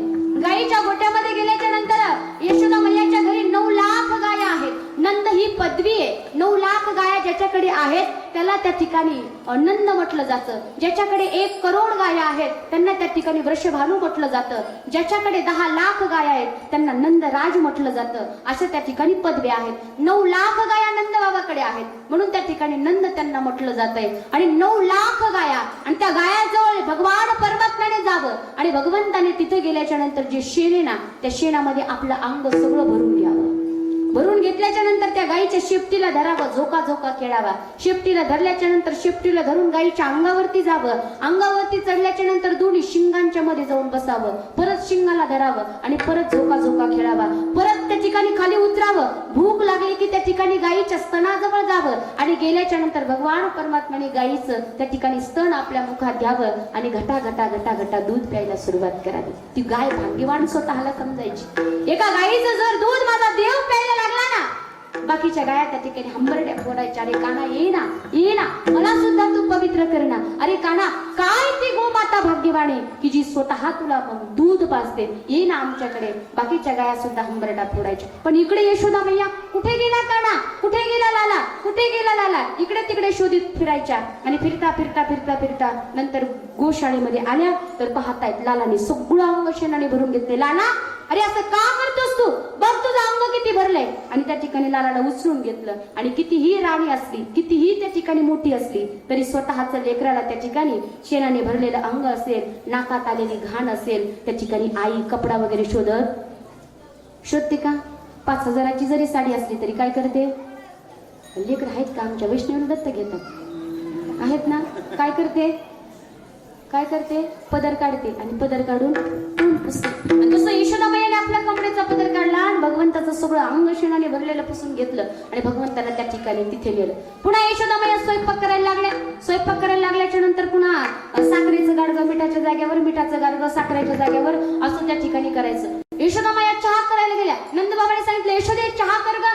आता चहा करायला लागल्या. पण त्यांना वाटलं हे गाडगं, तेव्हा गाडी असायची बरं का, तुम्ही म्हणता यांची झोप झाली नाही का. आता काचाच्या भरण्या आहेत, आता लेटेस्ट जमाना, आता डिजिटल इंडिया, आता काय सांगायचं काचेच्या भरण्या, आता तर स्टीलचे डब्बे, त्याच्यावर वरून चिठ्ठ्या देऊन पापड, दही, तांदूळ, इतक्या बाया हुशार झाल्या. आणि तेव्हा कशाचं काय अडाण्या बाया, तेव्हा दुधापासून साखरेला, डाळीला, तर त्या ठिकाणी म्हाताऱ्या माणसाला थुकायला आणि म्हाताऱ्या माणसाला घाटावर न्यायला सुद्धा काय असायचे? गाडगेच. खोटं बोलते का? खोटं बोलते का? सांगत जा खोटं बोलल्यावर. सगळीकडे गाडगेच असायचे. आणि ते मिठाचं गाडगं हातात घेतलं आणि त्यांना वाटलं मी साखर टाकली का काय. चहा झाला खारट. नंतर बाबा म्हणले अगं यशोदे तुझं चित्त कुठं असतं? ते लाला झाल्यापासून तुझं तर माझ्याकडे लक्षच राहिलं नाही, काही खरं नाही म्हणे. अगं चहा तू खारट केलाच ना. यशोदा मैया म्हणते बाई आता वयामानाने काही सुचतच नाही. पण श्री शुकदेव मुनी परीक्षित राजाला सांगतात राजा हा काही सुचूच देत नाही. तर कसं सुचणार आहे? हा सुचू देत नाही म्हणे. अनेक खोड्या करतो, यशोदेच्या वेणीला धरतो, साडीला धरून ओढतो, पदराला धरून ओढतो. घरात खोड्या करता करता आता भगवंत बाहेर जायला लागले. आणि भगवंत आता शेजारच्या गवळणीकडे गेले आणि गवळणीकडे गेल्याच्या नंतर त्या गवळणीने काय केलं होतं माहिती का? घरामध्ये तिच्या सत्यनारायणाची पूजा होती आणि अत्यंत सुंदर त्या ठिकाणी तिने सत्यनारायणाची पूजा मांडायची म्हणून सगळे साहित्य आणलं होतं. सगळं साहित्य तिने आणलंय, आंब्याची पानं आणली, जे काही लागतंय ते सगळं प्रसाद म्हणून त्या ठिकाणी सगळं काही आणलेलं आहे. आणि तेवढ्यामध्ये कन्हैया तिथे गेले. ए गोपी, आज काय आहे तुझ्या घरी? ती म्हणली का ना, आज माझ्या घरी जय जय बाप्पा आहे. जय जय बाप्पा आहे, मला काय देशील? तुला प्रसाद देईल का ना, पण हाताची घडी, तोंडावर बोट, गपचूप इथं बसायचं. मी शिरा करते प्रसादाचा, तो शिरा मी तुला पूजा झाली की देईल. असं त्या ठिकाणी म्हटल्याच्या नंतर सुंदर असा चौरंग मांडलेला होता. ब्राह्मण येणार होते आणि सत्यनारायणाची पूजा करणार होते. कान्हाने हाताची घडी, तोंडावर बोट, ती बाई गेली शिरा करायला आणि भगवंत त्या ठिकाणी तिथं बसले. बसल्याच्या नंतर दारातून जाताना एक सुंदर असं कुत्र्याचं पिल्लू दिसलं. लहान लेकराला बकरीचं पिल्लू असेल, कुत्र्याचं पिल्लू असेल, फार आवडतं, मांजरीचं सुद्धा. आणि त्याने काय केलं, त्या कान्हाने बाहेर गेले आणि ते अगदी गुबगुबीत असणारं कुत्र्याचं पिल्लू उचललं आणि उचलल्याच्या नंतर त्या चौरंगावर आणून मांडलं. चौरंगावर आणून मांडलं, त्याला सुंदर असं कुंकू लावलं, सुंदर अक्षता, सुंदर फुलं आणि त्याच्या समोर या दुधाचं जे पंचामृत केलेलं होतं ना ते ठेवलं. आणि ते कुत्र लागलं घाटा घाटा प्यायला, लाला हसूच यायला लागलं. ए आत्या, आत्या लवकर ये. अरे काना काय झालं? अगं इकडे ये ना, बघ ना. अगं हे काय झालं सांग ना. अगं तुझ्या घरी साक्षात सत्यनारायण आले, तिकडे ये, चल पटकन चल. आणि ती घाई घाई घाई घाई आली आणि आल्याच्या नंतर पाहते ते कुत्र दूध पितय. अरे काना तुला सांगितलं होतं ना काही करू नकोस, काय केलं? सकाळपासून मी सगळं काम केलंय. काना थांब, तुझ्याकडे पाहते. हातात काठी घेतली, बघून तोपर्यंत गेले पळून. दुसरीकडे पळून गेल्याच्या नंतर सुंदर अशी रांगोळी एका गोपीने काढलेली होती, अष्टदळ काढलेली अंगणी आणि वरी मुते चक्रपाणी, सुंदर रांगोळी काढली. भगवान परमात्मा तिथं सु करून पळून गेले. अनेक गोपिकांना त्रास द्यायला लागले. त्रास द्यायला लागल्याच्या नंतर भगवंताचे अनेक त्या ठिकाणी मित्र झाले आणि मित्र झाल्याच्या नंतर भगवंताने सगळ्यांना एकत्रित केलं आणि भगवंताने त्यांच्याकडे पाहिलं. म्हणले, अरे तुम्ही कसले दुबले पतले, तर वारा आलं तर उडून जातात, वारा आलं तर उडून जातात. म्हणजे तुमच्यामध्ये कसलीच शक्ती नाही, काहीच नाही. काही काही माणसं इतके वाळले असतात, त्यांच्या अंगावर जर मच्छर बसला ना तर मच्छराला वाटतं माझं रक्त देऊ का यांचं रक्त पिऊ, इतके वाळले असतात. आणि तुम्हाला दही दूध आवडत नाही का? म्हणे कान्हा दही दूध फार आवडतं, पण कुणी आम्हाला देत, कुणी देत नाही आम्हाला दही दूध. मग एक काम करू, आपल्याला जर दही दूध देत नसेल, सगळं आपल्या आई मथुरेला विकायला घेऊन जातात. आपल्या दह्या दुधावर मथुरेचे असणारे राक्षस बलाढ्य होत आहेत आणि ते राक्षस आपल्याला मारायला येतात. पहिलं जर काय काम करायचं असेल तर मथुरेला जाणारं दूध बंद करायचं. आणि ते दूध बंद करण्यासाठी त्या गोपी चालल्या का मथुरेला दूध घेऊन. भगवान परमात्मा खडा घ्यायचे आणि त्यांच्या माठाला मारायचे, त्यांच्या गाडग्याला मारायचे. नंतर त्या ठिकाणी भगवान परमात्म्याने ती टोळी तयार केली, बाल गोपाळ चौर्य विद्या प्रचारक मंडळ. सगळेजण एकत्रित आले. एकत्रित आल्याच्या नंतर भगवान परमात्म्याने त्यांना सांगितलं आपल्याला चोरी करायची. का ना, नको रे बाबा चोरी, आमच्या घरात कोणी चोरी केली नाही. भगवंत म्हणले, आमचं का खानदान चोर करत आहे का? कुणीच चोरी करत नाही, पण आपल्या घरच्या वस्तूची आणि खाण्याच्या वस्तूची कधी चोरी नसते. लाला आम्हाला चोरी करता येत नाही. भगवंत म्हणले, मी कशाला आहे? सांगतो तुम्हाला, तुमच्या मंडळाचा अध्यक्ष मी, तुम्ही सगळे सदस्य, मी जे जे सांगन ते करायचं. काय करायचं लाला सांगा ना. भगवान परमात्मा म्हणले, पहिली गोष्ट हळूहळू चाला, कोणी कोणाशी न बोला, कोणी कोणाशी बोलायचं नाही, हळूहळू एकदम हळूहळू चालायचं. चोरीला जाताना का बडबड करून जायला जमतं का? हळूहळू चालायचं, कोणी कोणाशी बोलायचं नाही. तुम्ही जर माझं ऐकलं तर तुम्हाला पोटभर दही दूध मी खाऊ घालीन, पण माझं जर ऐकलं नाही तर तुम्हाला दही दूध पोटभर खाऊ घालणार नाही. लाला हळूहळू जायचं हे कळालं, पण सोबत जाताना काय न्यायचं? भगवंत म्हणले, सोबत जाताना काय न्यायचं सांगतो ना तुम्हाला. गाळलेली माती, गाळलेली माती कळती ना, सराटे, सराटे आणि काठ्या. त्याच्यामध्ये एक आघाव गोपाळ होतं. लोकांचे 3 प्रकाराचे 3 तुका म्हणे केले जण, 3 प्रकारे. त्याच्यामध्ये त्या ठिकाणी त्या गोपाळामध्ये लोकांमध्ये काही काही लोक आघाव असतात, काही काही ऐकीव कामे असतात आणि काही काही सांग कामे असतात. ऐकीव कामे म्हणजे सांगितले तेवढंच काम करायचं. सासूने सांगितलं, अगं सुनबाई मी शेजारच्या कांताबाईकडे चालले, येऊपर्यंत या पातेल्याकडे लक्ष दे, मांजर येईन आणि दूध पिईल बरं का. ती म्हणजे आत्या अजिबात नाही, मी इथंच बसते. सासू गेली मैत्रिणीकडे गप्पा मारायला, सून तिथं राखण बसली. तेवढ्यामध्ये एक कुत्र आलं, दूध पिलं गटागटा. तिने अजिबात मारलं नाही, कुत्र्याला दूध पिऊ दिलं. 2 घंट्यानंतर सासू आली, अगं सुनबाई पातेल्यातलं दूध काय झालं? ती म्हणजे आत्या एक कुत्री आणखी दूध पिऊन गेली. मग तुला कशाला बसवलं इथं सांग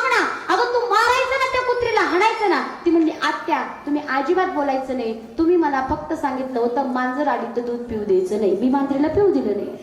त्याला काय म्हणायचं, ऐकीव का मी, जेवढं ऐकलंय तेवढंच करायचं, काही काही सांग का मी, जेवढं सांगितलंय तिथं म्हटलं कीर्तन सुरू करायचं. त्या भजनी मंडळाला बोलवावं, त्या पारावर येतं. ते पारावर नव्हत्या, लिंबाच्या झाडाखाली बसले होते, पारावर नव्हते म्हणून ते परत आलं, पण पुढे गेलं नाही सांगायला. आणि काही काही आग घाव का मी, म्हातारीचं दुखतंय म्हणून 50 रुपये दिले आणि बापाने सांगितलं जा रे मेडिकलवरून गोळ्या घेऊन ये. 20 रुपयाच्या गोळ्या आणल्या आणि 30 रुपये उरले म्हणून पांढरं कापड घेऊन आला. बापाने विचारलं अरे गोळ्या ठीक आहे पण पांढरं कापड कशाला? तो म्हणला बाबा म्हातारी जिवंत असली तर गोळी द्यावी, गेली असली तर पांढरी कापड देऊन फुकून टाकावी म्हणून पांढरं कापड घेऊन आलं. त्याला आघाव काम म्हणायचे. आणि त्याच्यामध्ये ते आघाव गोपाळ होतं. आघाव गोपाळ त्या ठिकाणी म्हणायला लागलं लाला काठ्या कशाला? भगवंत म्हणले आपण छोटे छोटे त्या गवळणी काय करतील, वरती शिंक्यावरती ते दुधाचे दह्याचे मडके ठेवतील, आपले हात फुरणार नाहीत, काठीने मारायचं आणि मारल्याच्या नंतर दुधाची धार लागली अशी लाईन लावायची. एका एकाने पोटभर प्यायचं पुढे सरकायचं, दुसऱ्याने पोटभर प्यायचं पुढे सरकायचं, तिसऱ्याने पोटभर प्यायचं पुढे सरकायचं. असं त्या ठिकाणी आपलं नियोजन सुरू राहायचं. लाला काठीचं कळालं पण सराटे कशाला? भगवंत म्हणले का त्या मडक्याच्या टंक आवाजाने, मडक्याच्या टंग आवाजाने गोपी जर जाग्या झाल्या त्या ठिकाणी त्या जर आपल्याला धरायला पळायला लागल्या, पाठीमागचे त्या ठिकाणी पाठीमागच्या खिशामध्ये असणारे जे सराटे ते फेकून द्यायचे. त्या गोपीच्या पायात ती सराटा इकडून काढायला गेले की इकडून टोचतो, इकडून काढायला गेलं की इकडून टोचतो. ते आघाव गोपाळ म्हणे लाला. आणि ती जर सँडल घालून आली तर मग भगवंत म्हणले ती जर सँडल घालून आली तर दुसऱ्या खिशामध्ये असणारी जी गाळलेली माती ना, ती गाळलेली माती घ्यायची तिच्या डोळ्यात टाकायची लाला. आणि ती जर चष्मा घालून आली मग भगवंत म्हणले हे बघा मी जे सांगितलं ते करायचं, मी जसं जसं सांगितलं तसं ऐकायचं. आणि आता चोरी करायला सुरुवात झाली. अनेक घरी त्या ठिकाणी भगवान श्रीकृष्ण परमात्म्याने चोरी केली. दही दूध माखन मिश्री खाल्लं, सगळ्यांचे गाडगे त्या ठिकाणी फोडून दिले. आणि फोडून दिल्याच्या नंतर गवळणी त्रस्त झाल्या आणि त्रस्त झालेल्या गवळणी त्या यशोदामय्याच्या घरी गाराणं घेऊन आलेल्या आहेत. लाखो गोपी यशोदामय्याच्या घरी गाराणं घेऊन आल्यात म्हणताय का?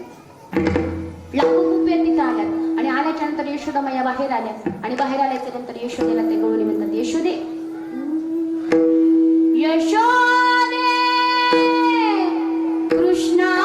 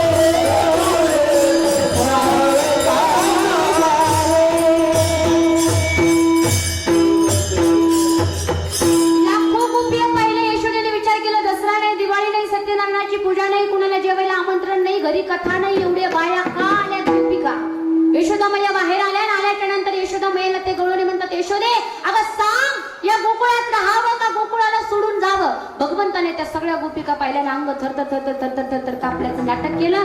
भगवान परमात्म्याने यशोदामय्याचा पदर आपल्या हातात धरला, बोटाला गुंडाळला आणि यशोदामय्याच्या पाठीमागे येऊन असे लपले देव. यशोदामय्याला वाटते माझं पोरगं इतकं घाबरले. यशोदामय्या म्हणते गोपींनो झालं काय? एवढं ताठातवऱ्याने बोलायला काय झालंय सांगा ना. अगं यशोदे, तुझा कान्हा काय काय करतो तुला माहितीये का? यशोदा मैया म्हणतात काय काय करतो सांग ना. एक गोपी पुढे आली, ती गोपी म्हणायला लागली, यशोदे तुझा कान्हा काय करतो? वत्साड मुंचन क्वचित समये क्रोश संजात हास. अगं तुझा लाला काय करतो? आमची वस्त्र सोडून देतो. यशोदा मैया म्हणली चांगली गोष्ट आहे, गाय धुण्याच्या वेळेस तुम्हाला नाही का वस्त्र सोडावं लागत? अगं गाय धुण्याच्या वेळेस नाही, गाय धुण्याच्या 2-4 तास अगोदर वस्त्र सोडून देतो यशोदे. अगं सगळं वासरू दूध पिऊन घेतं आणि दूध काही थेंब सुद्धा निघत नाही. तू सांग, दूध जर निघालं नाही तर आम्ही आमचा प्रपंच कसा भागवायचा? आमच्या घरात मीठ पीठ तेल जिरे मोहरी येणार कशी? अगं सगळा प्रपंच आमचा हा दुधावरती आहे. सांग ना यशोदे. यशोदा म्हणती खरंच जर का ना असं करतो तर तुम्ही रागवायचं ना. ती दुसरी त्या ठिकाणी गोपी म्हणते, अगं यशोदे तू सांगू नको, इतकं रागवतो आम्ही, इतकं रागवतो, रागवल्याच्या नंतर तुझा काना इतका गोड हसतो, इतका गोड हसतो, हसलो की आम्ही लगेच फसतो. रागच आमचा निघून जातो. पहा तुम्ही, समोरच्याचा जर राग घालवायचा असेल, नवरा एखाद्या दिवशी इतका रागवलाय की आता हातात काठी घेऊन आपल्याला मारतोच, त्यावेळेस फक्त हसायचं, म्हणायचं काय गोड दिसताय तुम्ही हातात काठी घेतल्यावर. नवरा काठीच टाकून दे, खरंच त्या ठिकाणी फेकून दे. फक्त एवढं त्या ठिकाणी करायला पाहिजे. एक जर रागाने तावातावाने बोलायला लागला, दुसरा जर हसला की हसलं की लगेच त्याचा राग निघून जातो.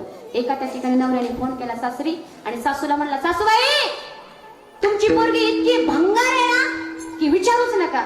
सासू त्या ठिकाणी होती नरवडीची आघाव. ती तुला माहिती का? ती म्हणली तुम्हाला माहिती का जावई भाऊ बापू, आमची पोरगी भंगारी म्हणूनच आम्ही भंगारवाल्याला दिली. विढाला विढाला विढाला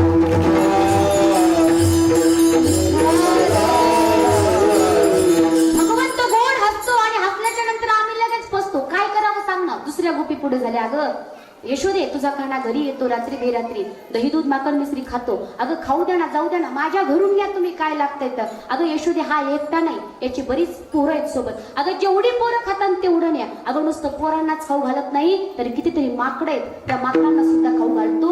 आणि काय म्हणतो माहिती का? या या या राम अवतारामध्ये मागच्या अवतारात तुम्ही मला फार मदत केली, मी काहीच दिलं नाही तुम्हाला खायला, कारण मीच त्या ठिकाणी 14 वर्ष वनवासाला होतो. या अवतारात काय काय खायचंय ते तू माकड मिश्री पोटभर खा.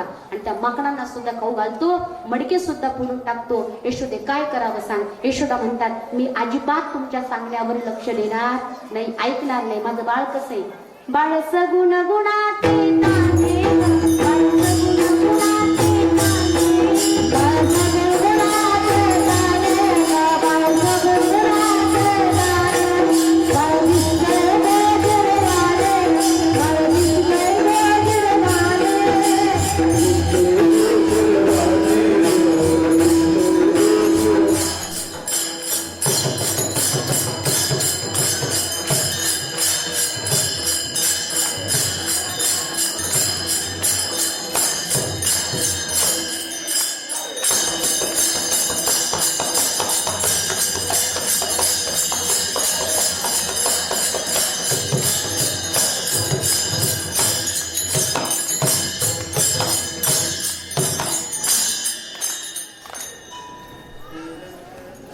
विठाला विठाला विठाला विठाला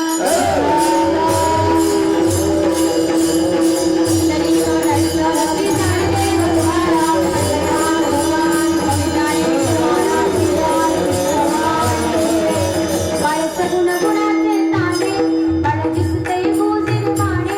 प्रत्येक आईला आपलं लेकरू प्रिय असतं आणि त्या लेकरावरती आई कधीच माझा मुलगा असं करतोय म्हणून लोकात तरी म्हणणार नाही. यशोदा मैया म्हणल्या मला मुद्द्यासहित पकडून दाखवा. गोपी म्हणल्या आम्ही मुद्द्यासहित पकडून दाखवू.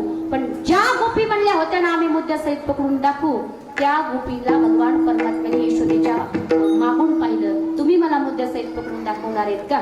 बघतोच तुमच्याकडे. त्या गोपीचा घर नंबर लक्षात ठेवला. सगळ्या मित्रांना सांगितलं आपल्याला तिच्या घरी जायचंय. यशोदा मैया त्या बाकीच्या सगळ्या गेल्या आणि यशोदा मैया त्या ठिकाणी त्या कान्हाला म्हणायला लागल्या, अरे कान्हा खोड्यानं कुकरू माधवाला,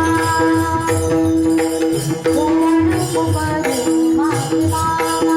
यशोदा मैया म्हणतात अरे नाना खोड्या करू नको, अजिबात तू खोड्या करू नको. अरे आपल्या घरी गायी कमी आहेत का, दही कमी आहे का, दूध कमी आहे, तूप कमी आहे. अरे कान्हा तू लोकांच्या तिथे जाऊ नको, त्या गोपिकांना त्रास देऊ नको. पण त्यावेळेस कन्हैया म्हणतात आई आई कोणाचे आई कोणाचे आई कोणाचे आई कोणाचे आई मजना मारू नको गे आई कोणाचे आई कोणाचे आई मजना मारू नको गे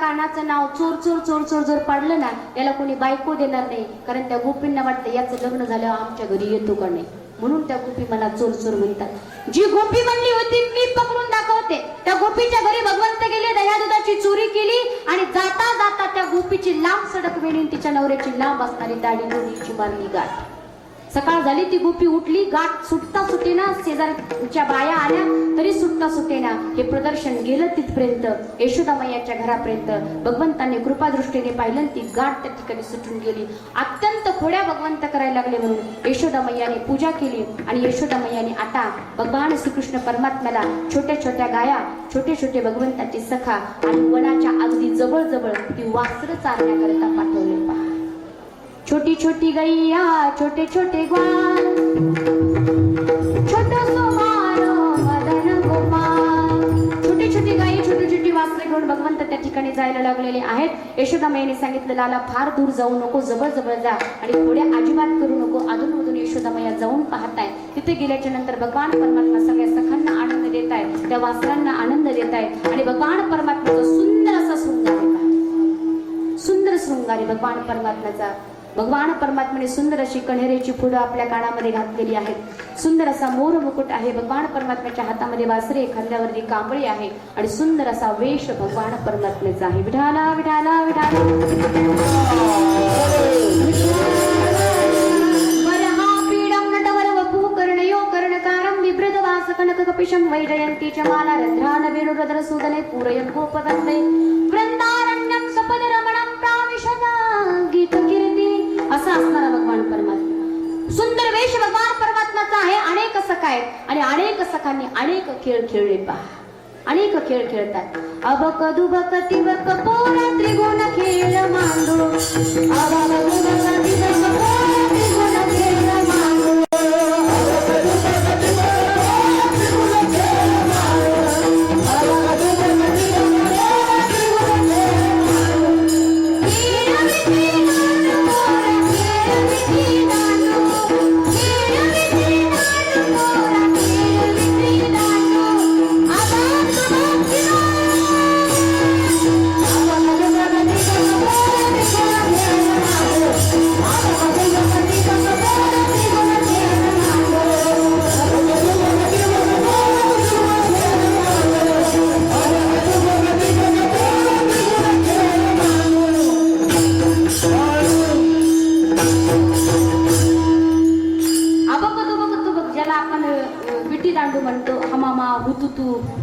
असे अनेक त्या ठिकाणी खेळ भगवान परमात्म्याने त्या गोपाळांच्या सोबत खेळलेले पण सगळे गोपाळ त्या ठिकाणी म्हटले नाना थंडी भार पोटी भूक काय खेळायचे सुख.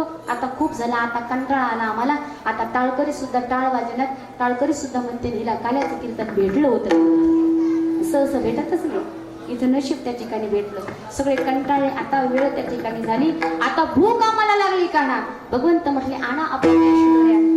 ज्या काही सगळ्या शिदोऱ्या आहेत त्या सगळ्या शिदोऱ्या त्या ठिकाणी आणलेल्या आहेत आणि त्या आणलेल्या शिदोऱ्या भगवान परमात्म्याने एकत्रित केल्या.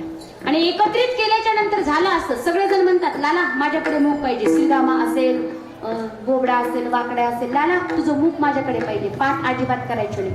आणि सुंदर असा तो काला केला एकत्रित. सगळेजण कमळाच्या आकाराने बसलेले आहेत आणि प्रत्येकाला वाटते देव माझ्याकडे पाहतोय. आणि भगवंताने त्या ठिकाणी मध्यभागी बसलेले आहेत आणि सगळ्यांचा काला एकत्रित केला. श्री शुकदेव मुनी श्रीमद भागवतामध्ये फार वर्णन सुंदर करतात. विप्रतमेनं जठरपटयो शृंगवेत्रेच कक्षे वामे पाणोनसन कमलं तत्फलं न्यंगलेषु तिष्ठन् मध्ये स्वपरसुरदे हास्य नर्मवैसुई स्वर्गे लोके मिषति बुभुजे यज्ञभूत बालकै गोपाल कृष्ण भगवान की जय. श्री शिव महापुराण की जय. सुंदर सकाला भगवान परमात्म्याने त्या गोपाळांच्या सोबत केलेला आहे आणि सगळ्यांना त्या ठिकाणी असणारा तो काल्याचा प्रसाद सगळ्यांना त्या ठिकाणी वाटण्यात आला. आणि हा जो काल्याचा प्रसाद आहे तो म्हणजे जीव शिवाचं ऐक्य. तुम्हा आम्हाला सुद्धा हा काल्याचा प्रसाद भेटावा, तुम्हा आम्हाला सुद्धा भगवान परमात्म्याची प्राप्ती व्हावी हीच भगवंताच्या चरणी प्रार्थना. विठाला विठाला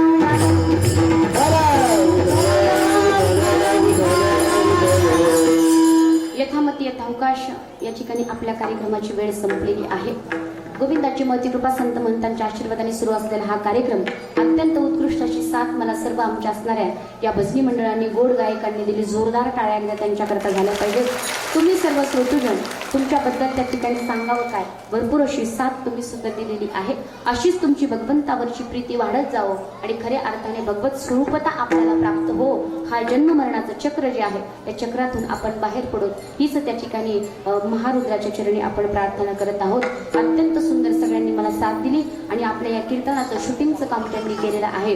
पहिल्या दिवसापासून जे या ठिकाणी उपस्थित आहेत ते आमचं गजर हरी नावाचं हे युट्यूब चॅनलवाले आमचे हरिभक्तीपरायण गाडेदादा गाडे महाराज या ठिकाणी आहेत. जोरदार टाळ्या एकदा त्यांच्याकरता झाल्या पाहिजे. आता शांताबाई, कांताबाई, धोंडाबाई, मंदाबाई यांनी जरी स्वतःला पाहायचं ठरवलं तरी युट्यूबवरती नाव टाकायचं, कीर्तन ऐकायचं, कथा ऐकायची, त्यात आपल्याला शोधायचं, आपण कुठेतरी दिसतच पहा. म्हणून गोड असं काम यांनी केलेलं आहे. बोलण्याच्या ओघातून अपशब्द गेला, माझ्या वाणीचा दोष, काही चांगलं वाटलं असेल, गुरुवर्यांचा आशीर्वाद जीवनामध्ये बाळगा, निश्चित कल्याण झाल्याशिवाय राहणार नाही. तरी लोणते पुरते अधिक ते सरते करून घ्यावे तुमते विनवत सो ज्ञानेश्वरा